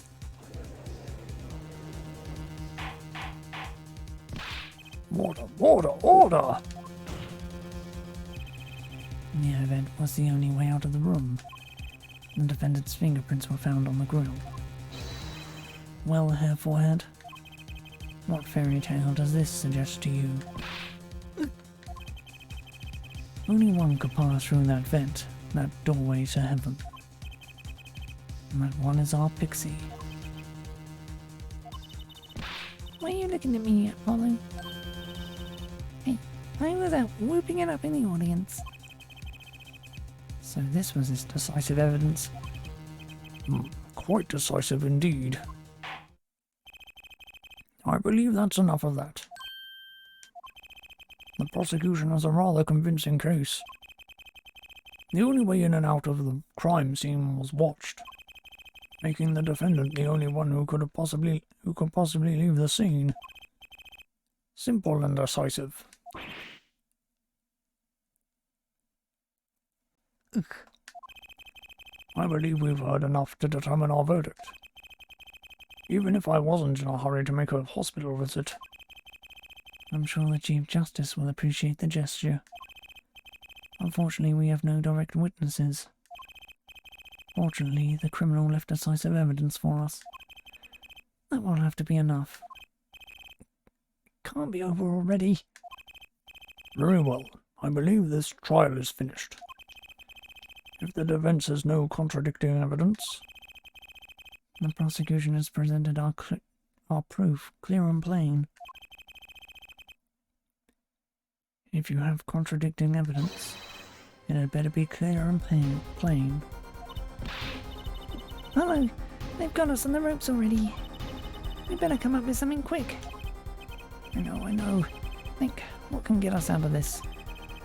We need evidence, or a witness that can prove Machi is innocent beyond a doubt. Without that... Mr. Justice, do you have contradicting proof that can overturn the prosecution's case? If you do, you better tell us about it now. This is it. And so soon. If I mess this one up, it's all over. The court wants contradicting proof. Prosecutor Gavin, you claim that there were no witnesses to this crime. Are you absolutely sure? Absolutely. I'd swear it on my career as a prosecutor. And on my million-seller hit song, Atraquin, My Love. There he goes again. That's too bad, because there was a witness. Oh, really now? But how did you come to possess knowledge the prosecution clearly does not? Because I am the only one in this world who knows this. What's going on? I just talked to him and now... He's alive. Mr. Latouche, can you hear me? Cold. So cold. Witness. You're Oh, don't worry. You're going to be fine. Help is on the way. Can't see. Hang in there, Mr. Latouche. Tell me, who was the witness? The witness is Siren. What? The victim said this before he died? Perhaps he did, and perhaps he did not. What do you mean by that? All we know is what Herr Forehead says he said. It's no testimony, especially since it comes from the defense attorney himself. But it's the truth, he said it! I even told you about it, but apparently you ignore me completely. It's my policy to fully investigate everything I deem relevant. Clearly this rookie lawyer thinks he can tell me how to do my job. That's enough. Mr. Justice, we need clear contradictory proof from you. This witness of yours unknown to the prosecution. I hope you're right. Failure carries a stiff penalty. Perhaps a stiffer penalty than usual is called for. There's no backing out now. Let's hear the name of your witness, Mr. Justice.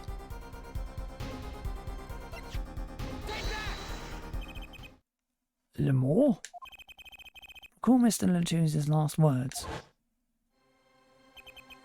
The witness is Siren. The siren? Oh, he meant the siren. That's right, the siren of the ballad, Lemure. Lemure was only on stage for the second set. And she had access to the backstage area. She could have been a witness. I see. Well, Prosecutor Gavin. My claim still stands. There was no witness to this crime. Very well. Let's hear it from the horse's mouth then, shall we? We will now take a break from Detective Emma Sky's cross-examination. Please show Lemore to the witness stand. Lemure would say nothing in the night of the murder. Not today, though. Today we'll drag this story out of her no matter what it is.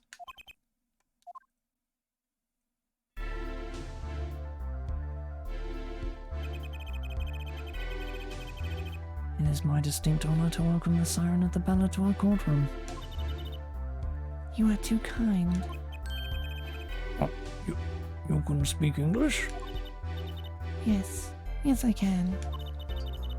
Though I am not very good. There is much I do not know. You speak so well. Have you spent time here before?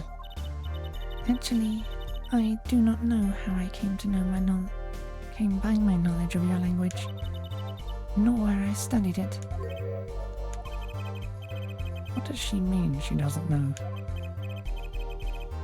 I too thought to call her as a witness, but I did not. I had a reason, of course. What's that? Lemure suffers from amnesia. Amnesia? Lemure is not my true name, yet I remember nothing of the time before I was given it. Nothing of the time before I started singing on stage. Well, she's even more mysterious than I thought.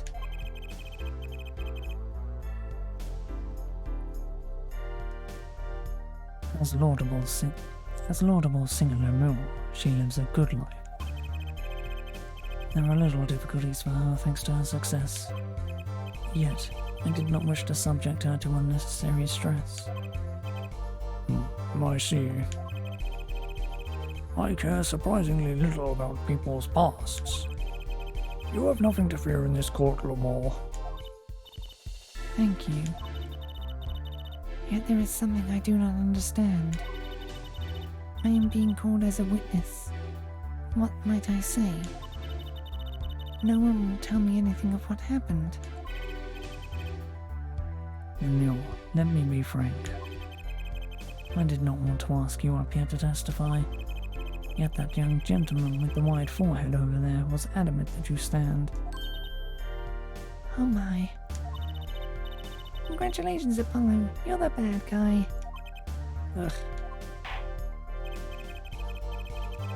Well, now that you're here, please give us your testimony. If nothing else, the sound of your voice is welcome.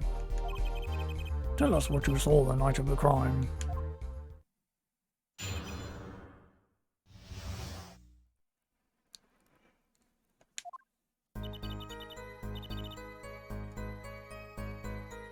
As for what I saw nothing. That night I was invited to sing on stage, and this I did. I did not return backstage after the second set. Then I was led by the police to Mr. Gavin's dressing room and told to wait there. That was where I learned that something had happened, but I wasn't told the details. I must say, you sound wonderful with just testifying. Abby was too distracted to hear what she was actually saying. There you have it. She saw nothing that night. Now we can only pray that the defense has the same sense to admit defeat and refrain from detaining her here longer than need be. Well, you just got badder, Apollo. Way to go. Very well. Mr. Justice, keep it short and sweet. Emma wouldn't talk to me the night of the crime. She must know something, and I've got to find out what.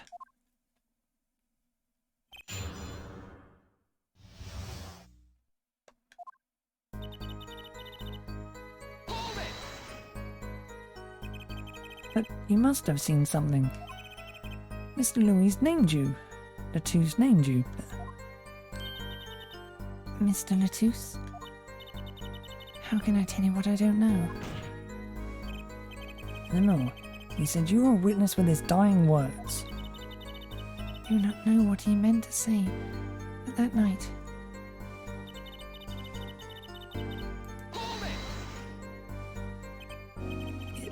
It was a great concert. You had me sing. Thank you. I was hoping to get an autograph later, actually. Of course. Mr. Justice, this is a cross-examination. You're out of line. Anyone says an autograph here, it's me. One on my gavel would be nice. Judge. What's this? It's my autograph. Now keep this trial moving. What? Oh, my grandchild will be so happy. And his grandson is a big fan.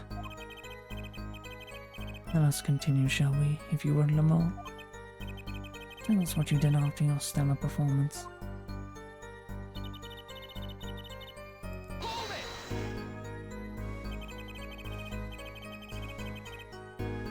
You did not return backstage once? Where were you then? What were you doing? I was cleaning up on stage. There are many things I must do for a performance other than simply sing. And was Matchy with you at the time? Unfortunately, I do not know where he was. So much for an alibi for Matchy.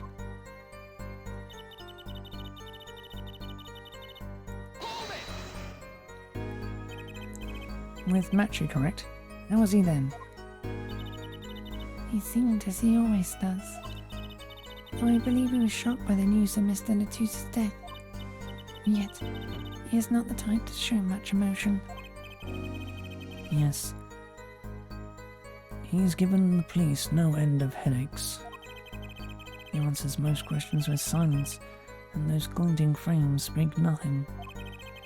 The questioning hasn't gone very far. We sat there, waiting.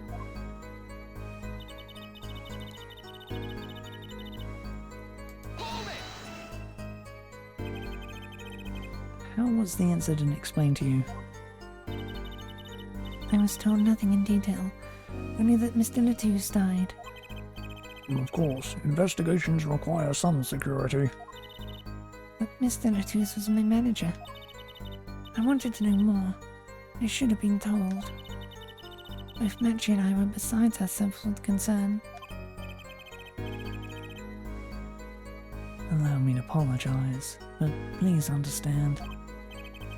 Keeping you in the dark was as painful for me as it was for you. Yes, I understand. Think, what doesn't ring true about her testimony?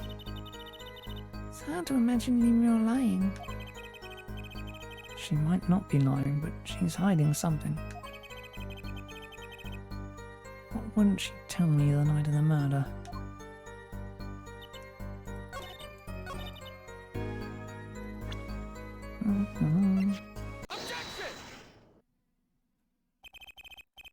I'm sorry, Lemure, but I'm having trouble believing you. You remember this brooch, do you not? Why, that's Lemure's. She was wearing it for her song. Care to add that to the testimony, Prosecutor Gavin? What? This brooch was found after the murder took place. At the very scene of the crime. What? Lemure, how did your brooch get backstage if you did not go there yourself? And as Prosecutor Gavin has told us, you had been wearing it during your performance that night. What is the meaning of this? Lemure, please explain. Lemure. Give me. She says English is quite difficult. That trick's not going to work here. Your forehead may be large, but you are a lawyer, truly. But you have missed one important fact. What now? In fact, at the time of the incident, I went backstage, but only for a moment. What?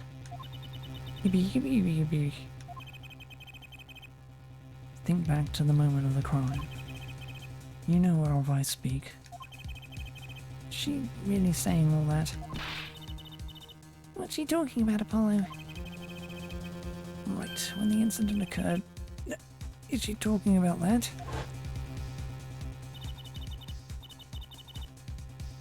Watch this room for me. I have to call for backup. Right, understood.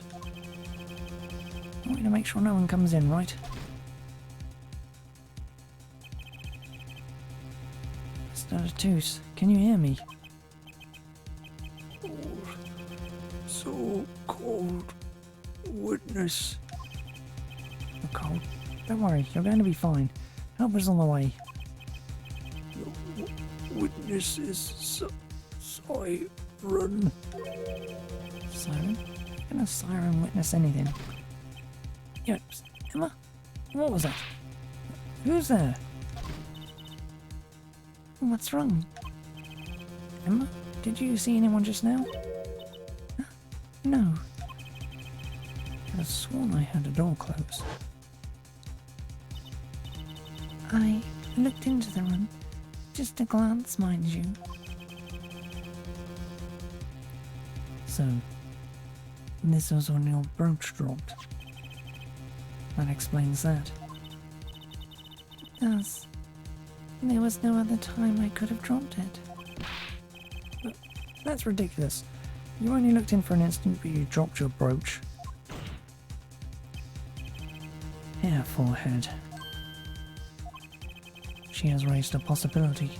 The only thing that can counter that is evidence. So she looked in at the crime scene. Actually, I intended to go into the dressing room. I knew nothing of what had happened, of course. The moment I opened the door, I heard a horrible voice. Their forehead shouting, who's there, no doubt. A horrible voice indeed. Ugh! I closed the door immediately. Well, that explains the brooch. Let's return to your testimony. That's too convenient. She's hiding something. Lemure, you did look into the room though, right? Yes. Testify as to what you saw. Very well, though it was only the briefest of glimpses.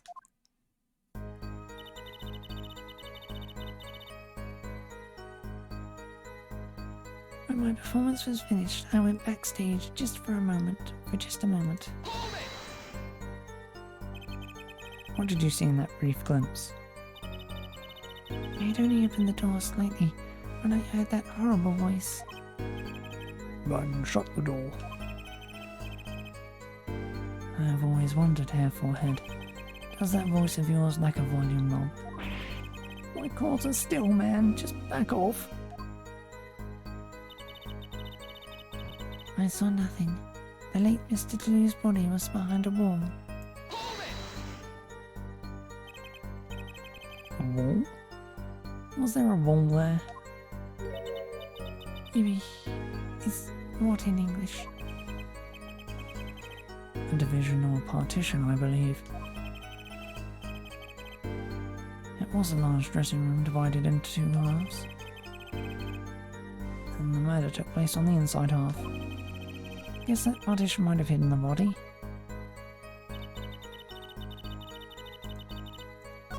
Mm-hmm.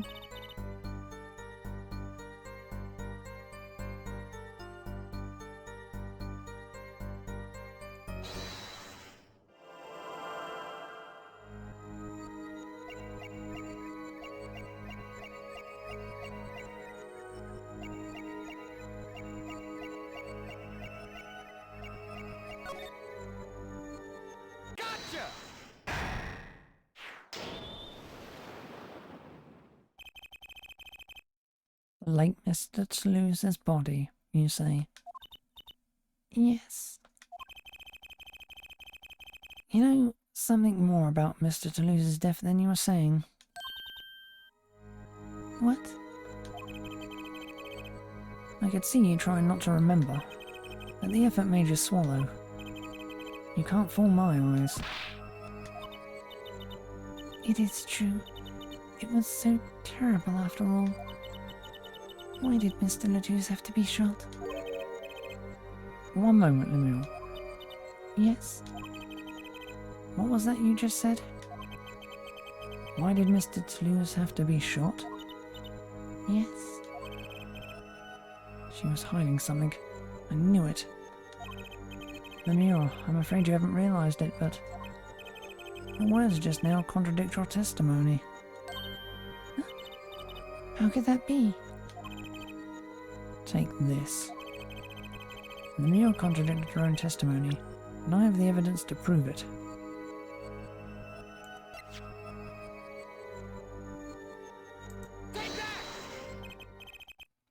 Tell me, Lemuel, how did you know that he had been shot? Well, Immediately following the incident, a gag order was placed on the scene.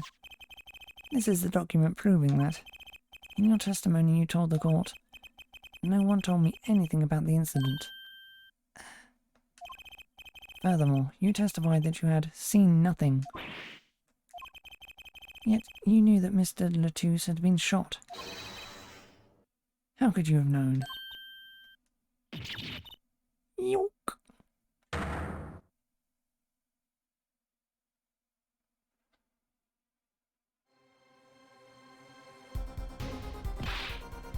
Lemuel? You aren't hiding something from this court, I hope. That sweet song of hers was sounding a little too sweet. now I remember. Please, allow me to add to my testimony. Of course. All we want to know is the truth. She looks kind of pale, huh? She saw something, I know it. And the victim said so.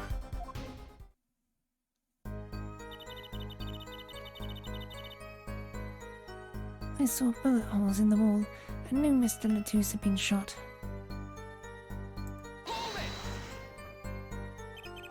Only a glimpse, yet you knew they were bullet holes? Yes, I recognized them immediately. I have seen bullet holes before, you know. You have travelled the world as a singer. You must have sung in places far more dangerous than our country. I go wherever my voice is needed. Those places are many these days. That's really cool. I hope I get to travel like Lemuel someday. I plan on recording my next album overseas. The studios have a different sound, you know. Maybe I should go on a Chords of Steel tour too.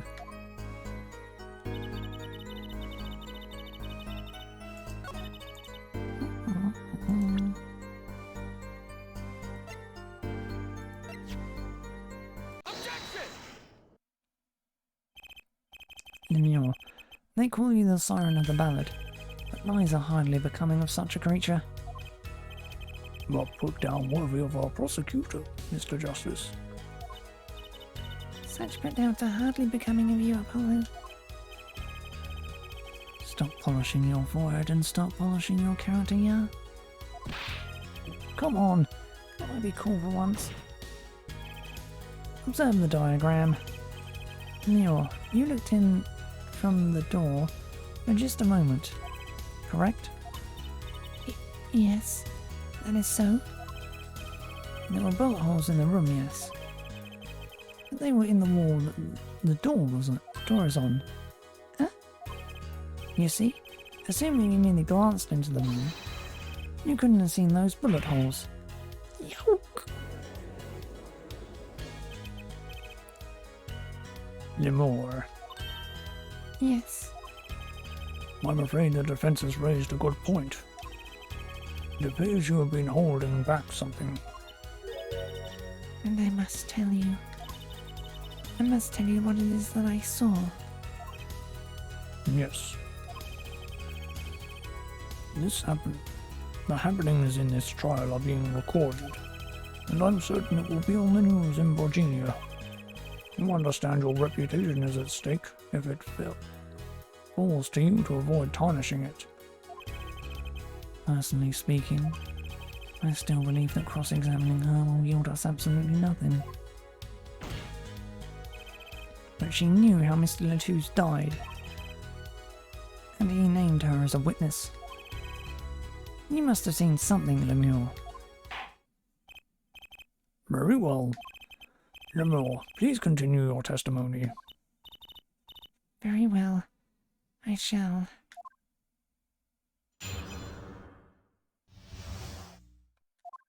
I was on my way from the stage to the backstage exit. There was something like a little window there. That's how I saw it. There were 2 shots. I couldn't do anything to stop it. But it wasn't Matchy. It was a grown person. I knew it was.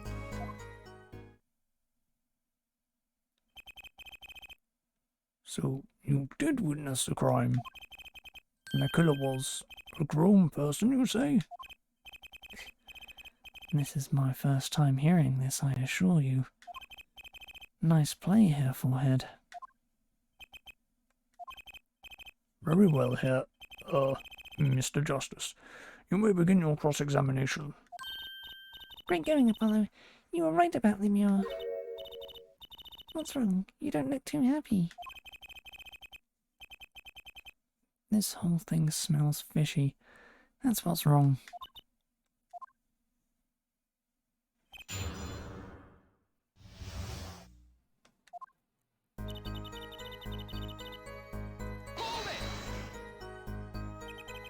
So, you were heading toward the dressing room.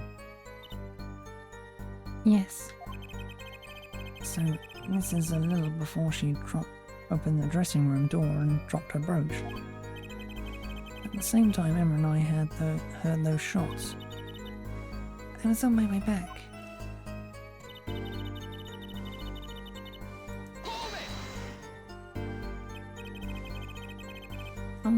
What exactly is something like a little window? Yes, well, window is the best word I know in English. I think this is how it is said, yes? You need not worry, Lemuel. Your choice of words is impeccable. There is a small window in the dressing room in question. Perhaps the defense remembers this detail. little window on the wall? They saw the crime from there.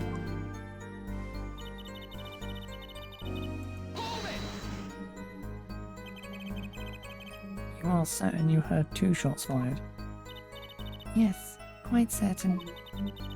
I was on my way to the backstage exit. This was when I heard a faint sound, like a gunshot. Wondering what it had been, I peered through the window. That is when I heard the second gunshot much closer. There were 2 bullet holes at the scene. No contradiction so far. It all happened on the other side of that window. There was nothing I could do.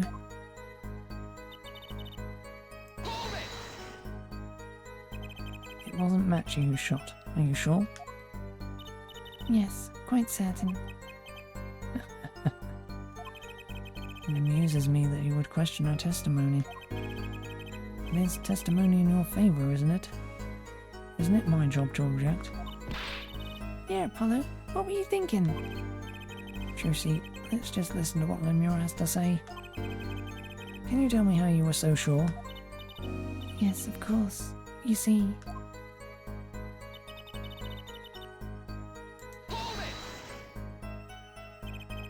Grown person. That's a little vague. I am sorry. My skill with your language is lacking, I know. Certainly you could at least see whether the shooter was male or female. It was a man. A young man. And you're sure of that? Yes. His voice was quite clear. Voice? Looking at this diagram, it seems the dressing room was quite cluttered. It does seem likely that you would have a clear view of the shooter. As a singer, I rely more on my ears than my eyes. When I heard a voice, when I hear a voice, I do not forget it. That voice was the voice of a man. So you heard a voice, but wait. Couldn't that have been the victim, Mr. Latouze? Absolutely not. Did I not just say that I do not forget a voice? If it was Mr. Latouze who spoke, I would have known. Indeed. So you were at the window when you heard the shooter's voice, the voice of a young man. Apollo, this is a good testimony. That proves it wasn't Matchy. Indeed. If this turns out to be true, it would cast this case in a considerably different light. What is the defense's opinion of this testimony? It's pretty good. Well, I have to say it's pretty good. Vital, even. This shows that the shooter wasn't Matchy. Huh. Surely you can't be serious, Hair Forehead. Why not? Lemure. I understand why you would want to protect Matchy. Yet remember, you are the siren of the ballad, and lives do not become such a creature. What does the prosecution mean? Apollo, what's he talking about? How come no one bats an eye when he says stuff like that? I recall the state of the crime scene quite well. The state of the room? Yes, and when the murder took place, that window was closed. I find it hard to believe you could hear a voice through it. What? But I'm sure. Lemure, I have nothing but the highest regard for your musical sense, but my opinion of you as a witness is somewhat lesser. But she's the only eyewitness we have. So you say. And the victim named her the Siren as the witness. That's right. That's what Mr. Latouze. We heard your claim. We even entertained the possibility, and it brought us to this. Herr Judge. Yes? The prosecution requests that the witness be excused. Please. I'm afraid I must honour the prosecution's request. There is indeed a question to the witness's credibility. But Mill can't testify. And we don't have a chance of proving Matchie's innocence. This cross-examination is over. Prosecutor Gavin, you may continue making your case. Danke. Now, where were we? Ah, yes, I would like to hear from Fräulein Detective again. Wait, let me hear Lemieux's testimony one last time. But the cross-examination is already over. Until such time as a need arises, this witness may leave the stand. I'm sorry I could not be of more assistance.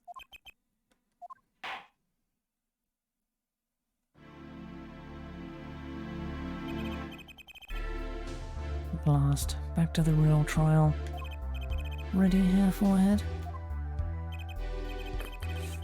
If I didn't just miss my only chance. Fräulein Detective. How far had we gotten until we were so rudely interrupted? Don't ask me. I dislike saying the same thing twice, and I never repeat a song for an encore. If you would, Miss Skye. I believe I was saying that the only way Mr. Toulouse's killer could have escaped was through that air vent on the ceiling. Ah, yes. There was only one door in the room. And a witness, you were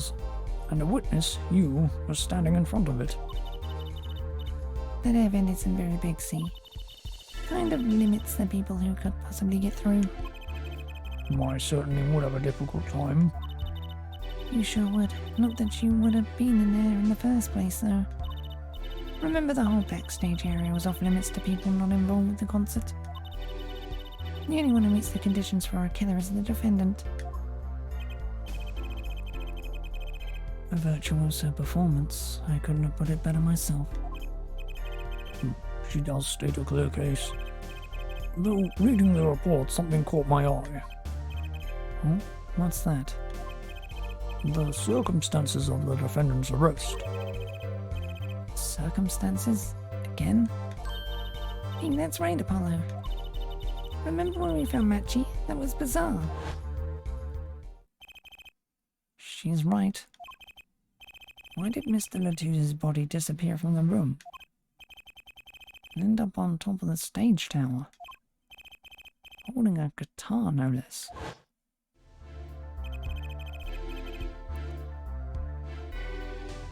A perceptive observation here, Judge.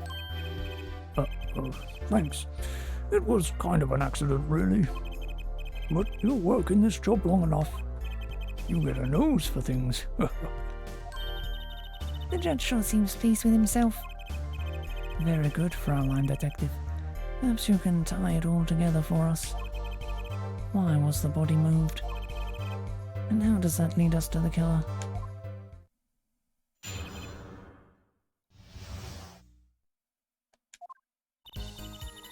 I believe Matchie stole the body because of some lyrics.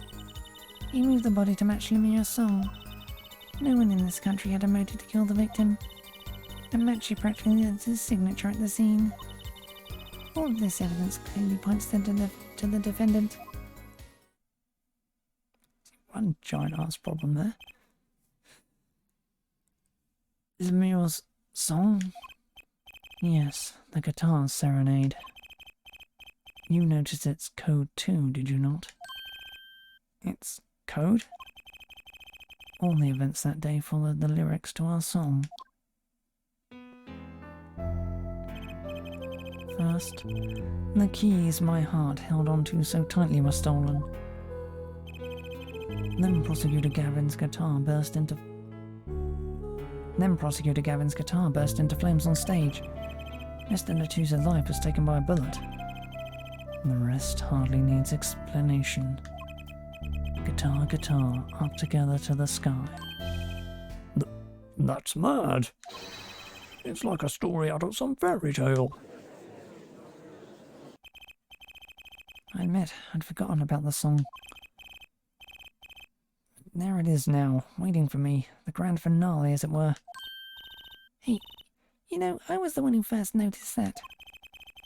I've heard of jumping rope to songs, and counting to songs. But killing? It's a wild world out there, Herr Judge. Very well. We've heard one song and dance. Let's get on to the next, the cross-examination. Not so sure I'm going to be doing much singing.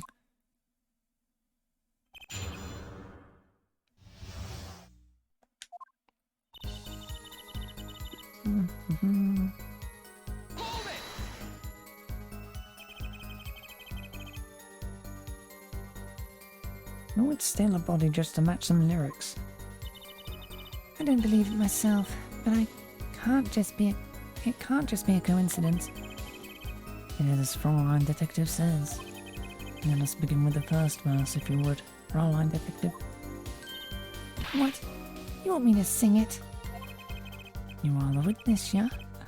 What did you want me to sing? I warn you, my fee as vocalist is not trivial. Fine. Let's look at the first part of the lyrics, shall we? When you stole away the keys my heart held onto so tight. Indeed, my favourite heart-shaped key ring was stolen that morning. Next, we go to the right page of the lyric sheet, where we find, burning on in my heart, fire, burning my love away, all away. As we know, Prosecutor Gavin's guitar burst into flame. Like a bullet of love, fire, take my life away, all away. Mr. Latou's life was taken by a bullet. Bravo, Fraulein Detective. Your singing, it's not bad. Now for the finale. Guitar, up together to the sky. As it says in the lyrics, Mr. Latou's was found with a guitar high in the sky over the stage.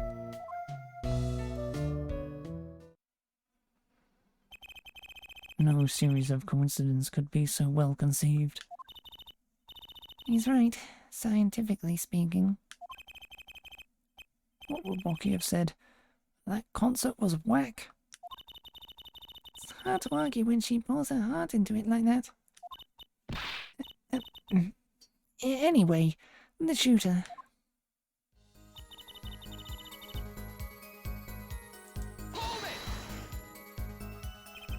Does the prosecution have any idea why he'd do all this? You want my scientific opinion? No clue. But he clearly had a reason to go for all that trouble. Some deep reason? Deep reason. Not only did he steal my keys, he torched my guitar. Unforgivable acts, even if he had a reason, and worse if he had none. Leave his complaints aside. I can't imagine someone doing this on just a whim. Fraulein Detective, I take offense to that. Indeed, it does seem too well rehearsed, shall we say. Yes, the crime was planned for sure.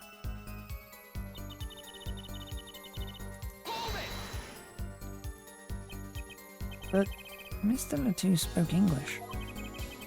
He may have come to this country before. I looked into that, I assure you. Huh? It was his first time in the country, it seems. Apparently he learned English on his own.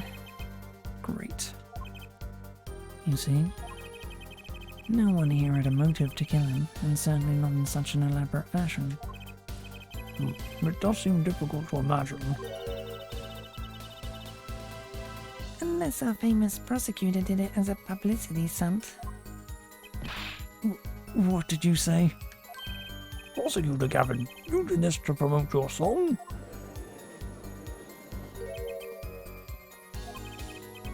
Of course not.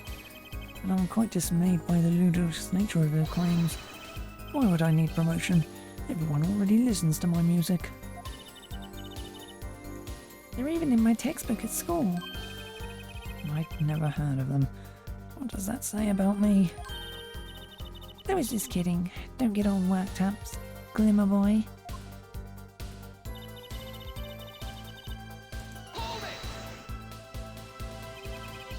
What do you mean by his signature? The bullet holes in the wall, of course. Bullet holes? The revolver was fired twice. One shot missed and left a hole in the wall. And that means what exactly? That dressing room isn't exactly spacious. Picture the shooter facing off with the victim in there. They can't have been more than 5 feet apart. It'll be difficult, almost impossible to miss at that range. Difficult to miss, you say? Very. Assuming the shooter could properly aim. No, you can't be serious. Machi, he can't see. That's why he missed. It's the only explanation that makes sense. He used sound and other senses to fire the gun. Poorly. That reminds me, the monitor in that room was blaring at the time, yeah? Hardly ideal conditions for tracking by sound. The blind shooter. No wonder he missed. I knew those bullet holes would come back to haunt me. Think, Justice. What do I do now?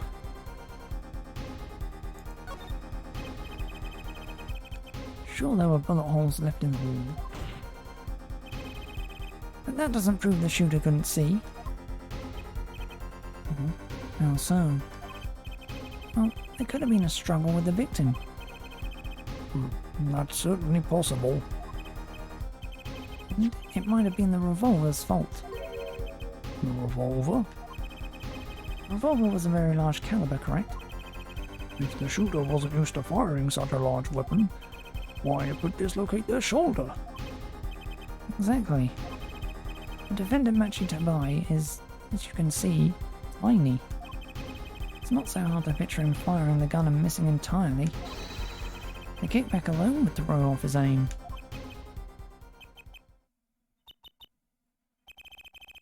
A convincing argument, to be sure. Take that, smug prosecution.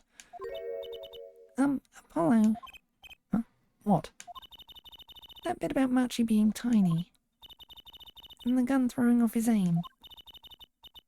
Aren't you kind of, admitting that he did it?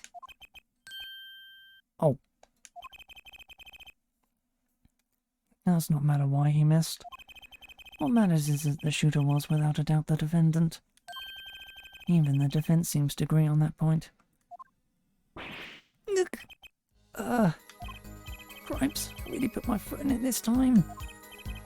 But let's get the facts of the matter on the record. If you would, Fraulein Detective. Very well. The witness will add this to her testimony. Right. From the state of the crime scene, I concluded the shooter was blind.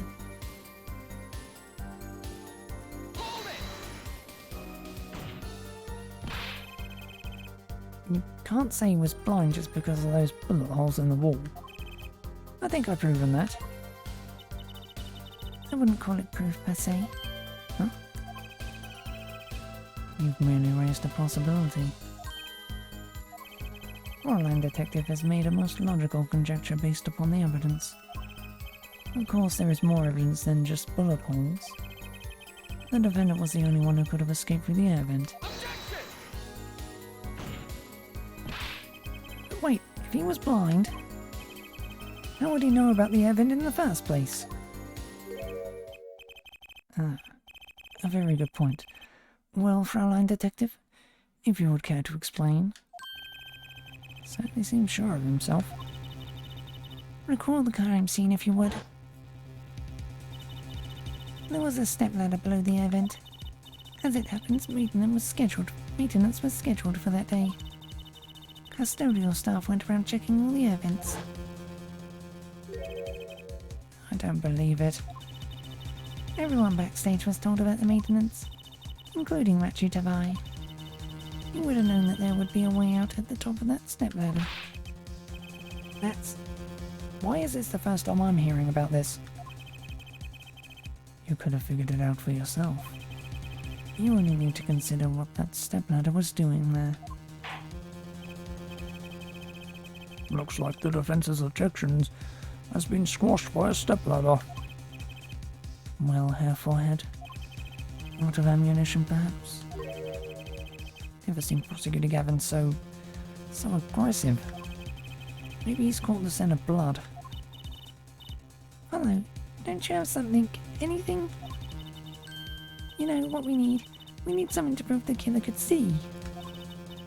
That'll put him in his place.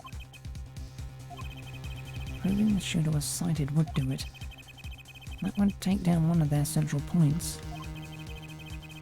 Do I have any evidence that can prove that, though? Fine.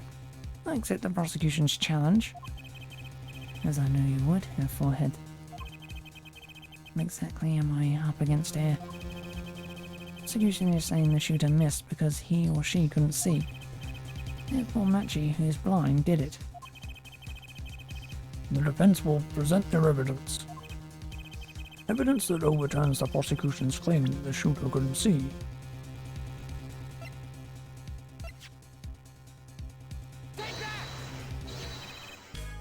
This is that evidence.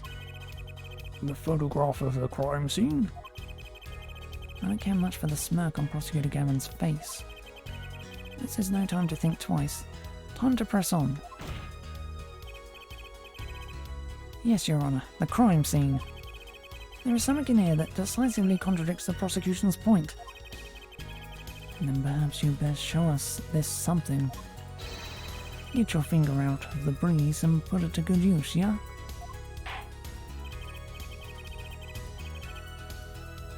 Very well. Show us what you're talking about, Mr. Justice. The contradiction at the scene of the crime is...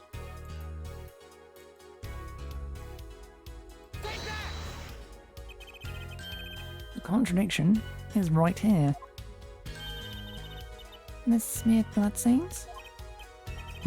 I thought it was just my blurry vision. But it really was blurry. The way the victim's hand is raised above his head. Much like a gesture I've seen many times in this court. It's almost as if he wrote something. I get it. At last. I think I get it. Get what, Fraulein? When Mr. Latouche was shot, he tried to write something. And what would he write but the shooter's name? And what would he write it in but his own blood? Pretty good, huh? Thanks for making my point for me. Yes, in fact, that's what I think happened. That does seem to be a distinct possibility. The victim wrote the killer's name. Certainly a logical conclusion. Drat, I just wish it wasn't all rubbed out like that. Of course it's rubbed out. Why, if I were a killer, I certainly wouldn't want to leave my own name behind. Neither would I.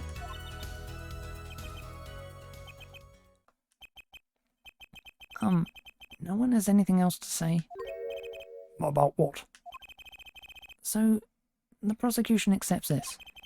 You agree that this was the victim making an attempt to record the name of the killer?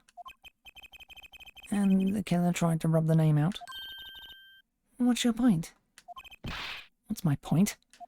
Okay, let me ask you this. How did the killer know the victim was writing their name? Well, Mr. Latouche was writing something in blood. Once the killer saw what it was... Wait. Once he saw what it was? What did you just testify about the shooter?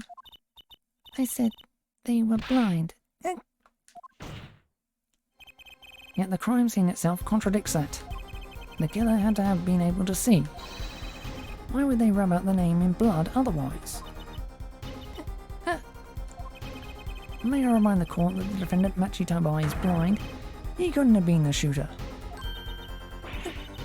Impossible! Order! Order! Order! Prosecutor Gavin, please explain to me what all this means. I mean, looking at this photo, it seems quite clear that the shooter could see. Yet up until now... It seems I owe the court an apology. Hmm? The Gaviniers are a band with law enforcement ties, yet a murder occurred. During our concert, apparently, this caused some confusion over jurisdiction. As a result, some reports were not filed in an entirely timely manner. I'm not sure I like the vibe I'm getting here. Hey, Apollo, look at him. Why is Prosecutor Gavin all relaxed and smiling like that? Like he knows something we don't, and he's about to tell us? I've got an idea.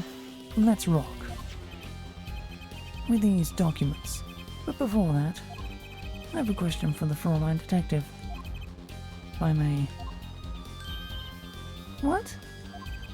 Tell me, why do you think that Machitabai is blind? Huh? What did he say? What are you saying? Of course he's blind. Of course. He's the blind pianist, right? So he's... Doesn't Lemure lead him around by the hand all the time?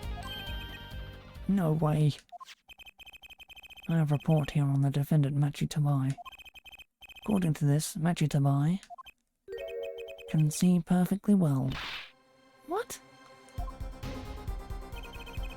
His blindness was merely a publicity ploy by those clever Portuguese. He can see quite well. But you said... What did I say exactly? Their forehead. Not once in the course of this trial have I claimed the defendant was blind.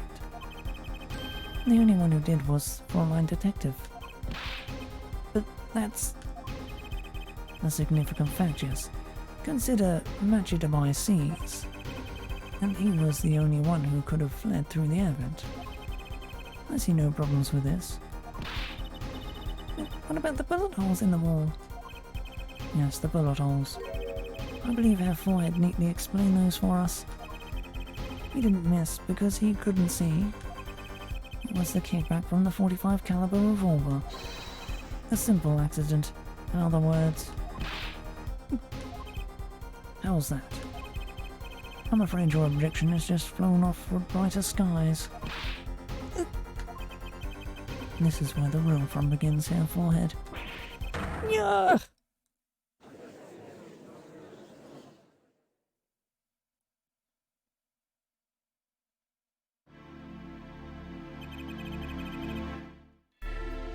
I knew you didn't have what it took. You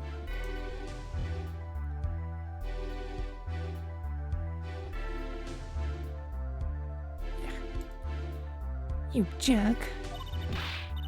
Just what was I in here for? Comic relief? Yeah, apologise. Oh, sorry. That's no way to apologise. It's a bit trucy now. Look out. If we can please end the bickering now. Whatever, I'm not leaving. I can't leave like this. I'll come up with some clue to solve this case, if it kills me. But your testimony has already given us enough to convict the defendant.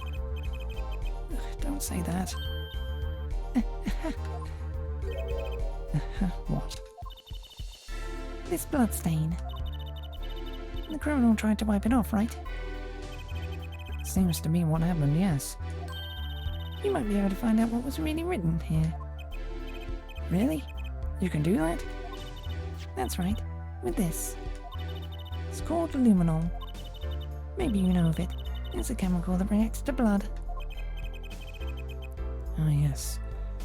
Have we done those tests yet? As if I'm going to tell you. The bloodstains covered a section of the carpet. In order to perform blood tests, that section was removed and submitted. Perhaps I should request it here in court now. Right, go for it, Apollo. I have to do the test? You just have to spray the luminol on it. Simple. Ugh, chemical that reacts to blood. I've heard of this somewhere before. Yes, I believe in I believe in analysis is called for. Have at it. I mean, not to put too fine a point on this, but since it reacts to blood and the blood smeared, wouldn't it react to all the smeared blood as well? Not just what was written, so it still wouldn't show us anything. Ugh.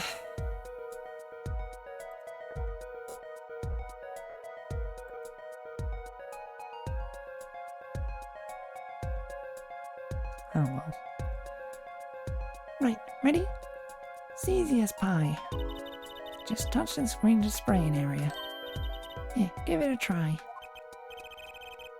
The eyes of the entire court are focused on me. Hello, your hand's shaking. Let's do this.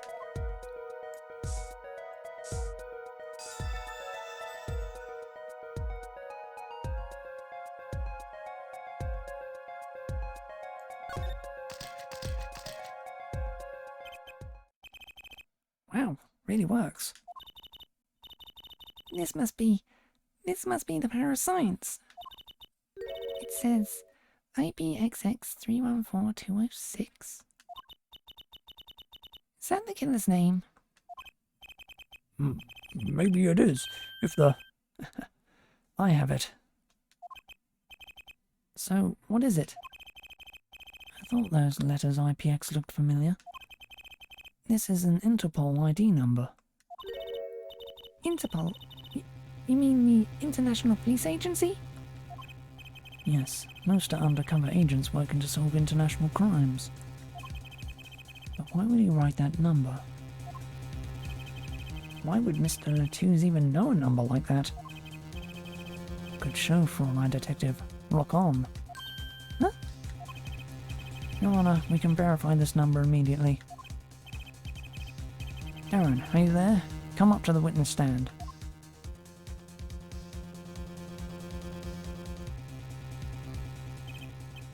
Darren, you heard what we need. Go check into this Interpol ID number. Sure thing. Give me 30 minutes. No, give me 27.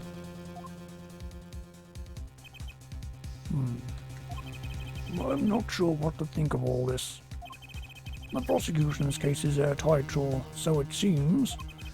Yet if this number is really that of an Interpol agent... Oh wait, I know. What if Machitaba is really an undercover Interpol agent? That would be a possibility. A possibility, yes. And one that would mark him as the killer for certain. Did Mr. Latouze know an Interpol ID number? That's what I want to know. Well, we have some time while we await Darren's report. Let's work on unraveling another mystery, shall we? Curious mystery concerning Machi Tabai. What are you talking about? Fraulein Detective, please accept my apologies. I received word that the defendant could, in fact, see just before the trial began. It seemed too much of a bother to tell you. You had me until that last bit. Does this not raise a rather straightforward question? Well, sure. Why did Machi pretend he couldn't see? Exactly. It makes little sense. What do you think, Hair Forehead? Huh? Me? Machi Tabai pretended he was blind. Do you know why? How could he know? Wait, Prosecutor Gavin knows why, doesn't he? He's known from the start of the trial. He's been leading us on this the whole time. Something wrong? Do you think perhaps this is all some kind of game? Know that the moment I heard that report, I knew why. I suppose people who have sold over 1 million records really are something else. What does that have to do with anything? There was a reason why Machi Tabai pretended to be blind. But it wasn't for his own sake. Getting the picture now? It wasn't for himself? Well, Mr. Justice, can you present evidence that shows us why the defendant had to feign blindness? Actually had no reason to pretend he couldn't see. Which means... no. Couldn't be. Good show, Hair Forehead. It seems you've thought of something. Why can't I figure these things out on my own? Ain't having to take cues from this guy. Very well, look at this. This is why he was pretending he couldn't see.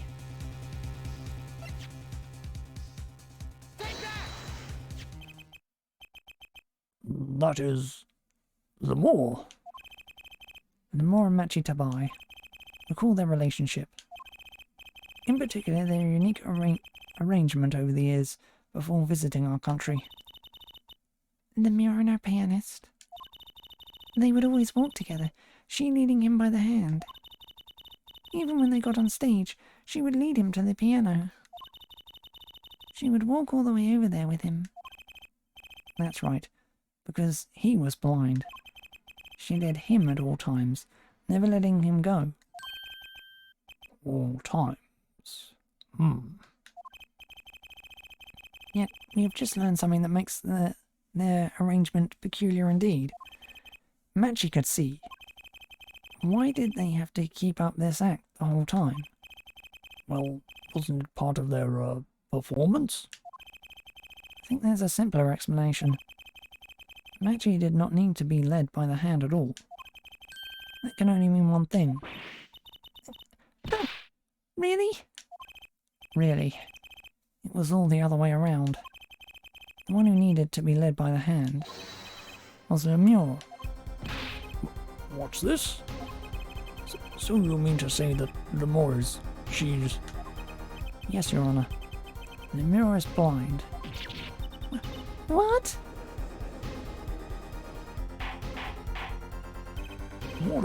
Order! This is crazy. Prosecutor Gavin. Is it now? Please shed some sanity on this madness. The defense has made an outrageous claim. The only thing outrageous I see about the defense is his vast forehead. Yet I see it is not vast in vain this time. He's quite correct. But that makes no sense. Yeah. Wasn't he supposed to be the landscape painter in sound or something? Well, since we have her here, why not ask Lemure herself? I believe she is still in the witness waiting room. Apollo, what does this mean for our case? Don't ask me. I had no idea she couldn't see. I hadn't even imagined it until now. Bailiff, bring in Lemore.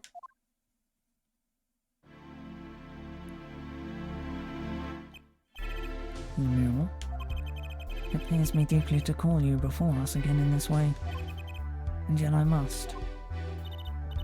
Please, do not be concerned on my behalf. Those eyes, she really can't see. Really. It is true.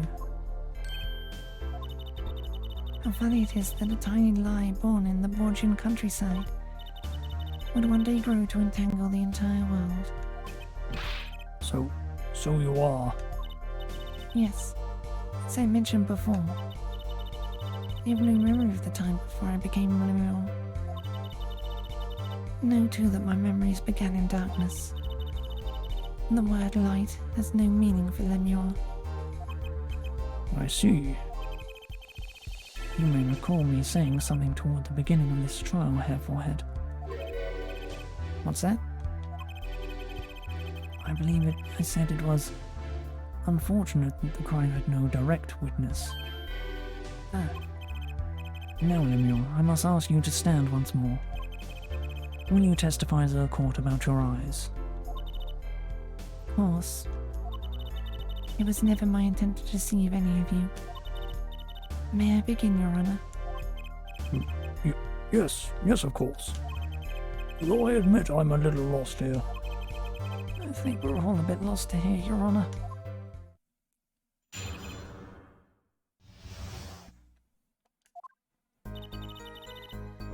I have no memory of the light. I debuted in a world of darkness and sound. My producer came up with the PR line before he knew this. So silly as it may sound, I had to pretend I could see. Everyone on my staff knew, of course, but no others. But this is a murder trial. I apologize. It was part of my contract, you see. I was to keep my blindness a secret, no matter what. Music is everything for me. I never imagined something like this would happen. She told us the truth in the beginning, when she said she saw nothing. Very well. Does the defense have anything to add? I'd like to cross-examine. But what is there left to ask? There was one thing in her testimony that bothered me. Perhaps it is best we let you get it out of your system. Someday you'll come to understand the importance of thinking for yourself. Very well. The defense may proceed. However, be aware this court will not tolerate any questions deemed too stressful to the witness. Okay, there was only one part that bothered me. Just let me ask about that and I'll be happy.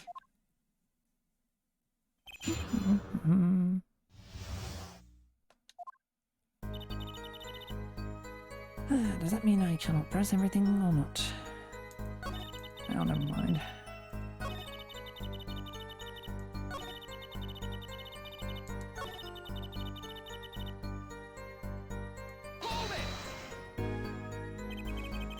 When you say your staff, do you include Mr. Latouche?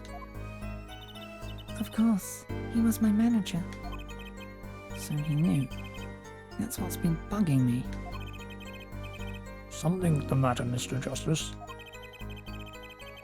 I believe I know what is bothering our young defense attorney. You are thinking of when you discovered the body, yes? Is he right, Apollo? Yes, I was.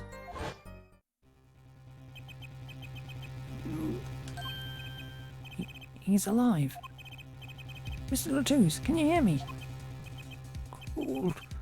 So cold. Witness. You're cold? Don't worry, you're going to be fine. Help is on the way.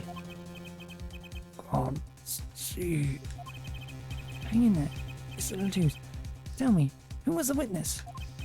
The witness is Siren.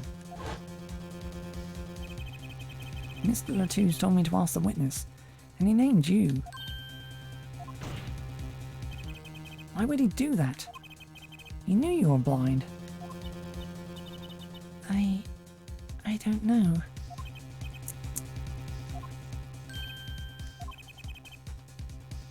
What did I just say? You need to learn to think for yourself. Meaning what? There is no mystery here if you recall everything he said. Think of his last words once more. The witness, Siren. We've heard them many times, along with a little play acting by our defense. I remember them well myself, but that statement is not to what I refer. I mean what he said before that. Before? What came before that? Yuck! That's right, he tried to tell you. When he said can't see, he wasn't talking about himself. He was talking about the witness. I see. Too bad the defense did not. Well, Herr Forehead, try relaxing and looking at the facts first next time. Ugh.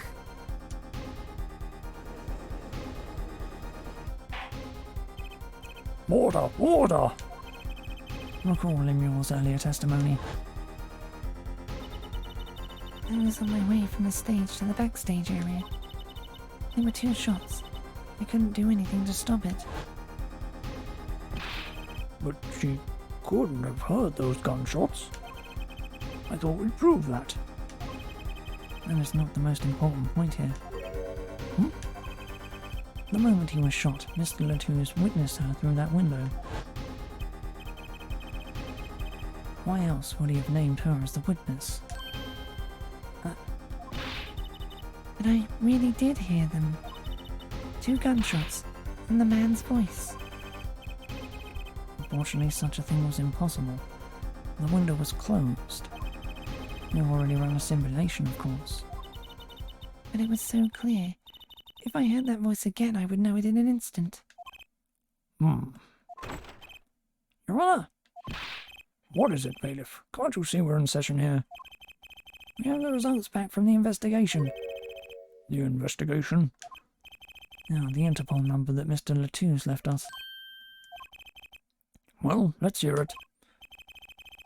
We will continue this cross-examination afterward. Detective Crescent, your report, please.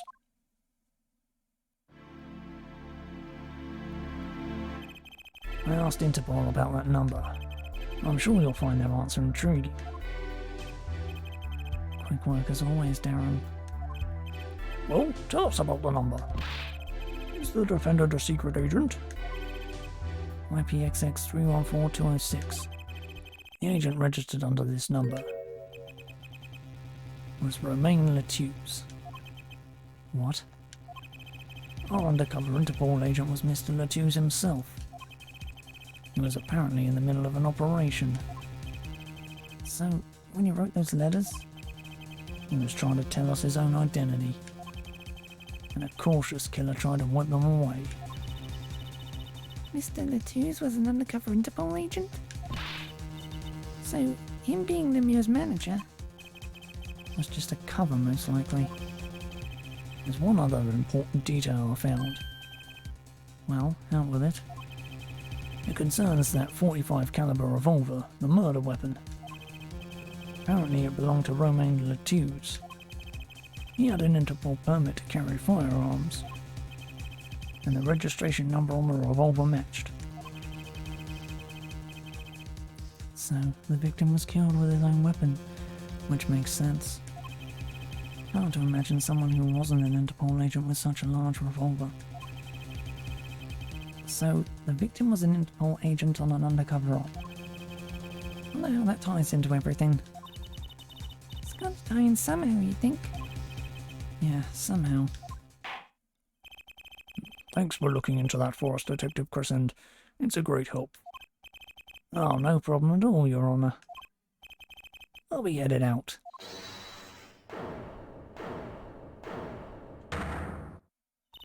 Wait, Lemore, is something the matter? that voice just now. Darren? Mr. Darren, is it? It was him. I'm sure of it. It was him? You aren't saying... That voice I heard talking to Mr. Latouche when I heard the gunshots fired. It was him. It was Mr. Darren. Is this some kind of a joke? What? No way.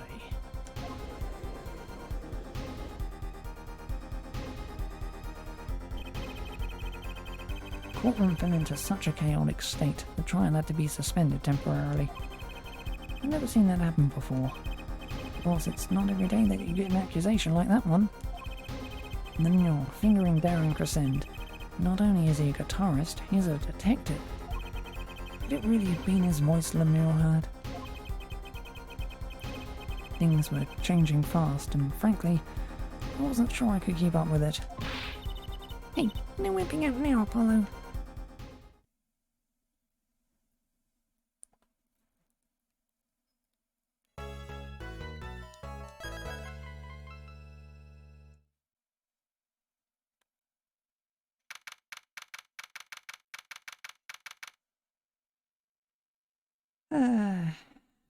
Anyway, that is going to be all for now. And I'll be back with the second half tomorrow. Bye.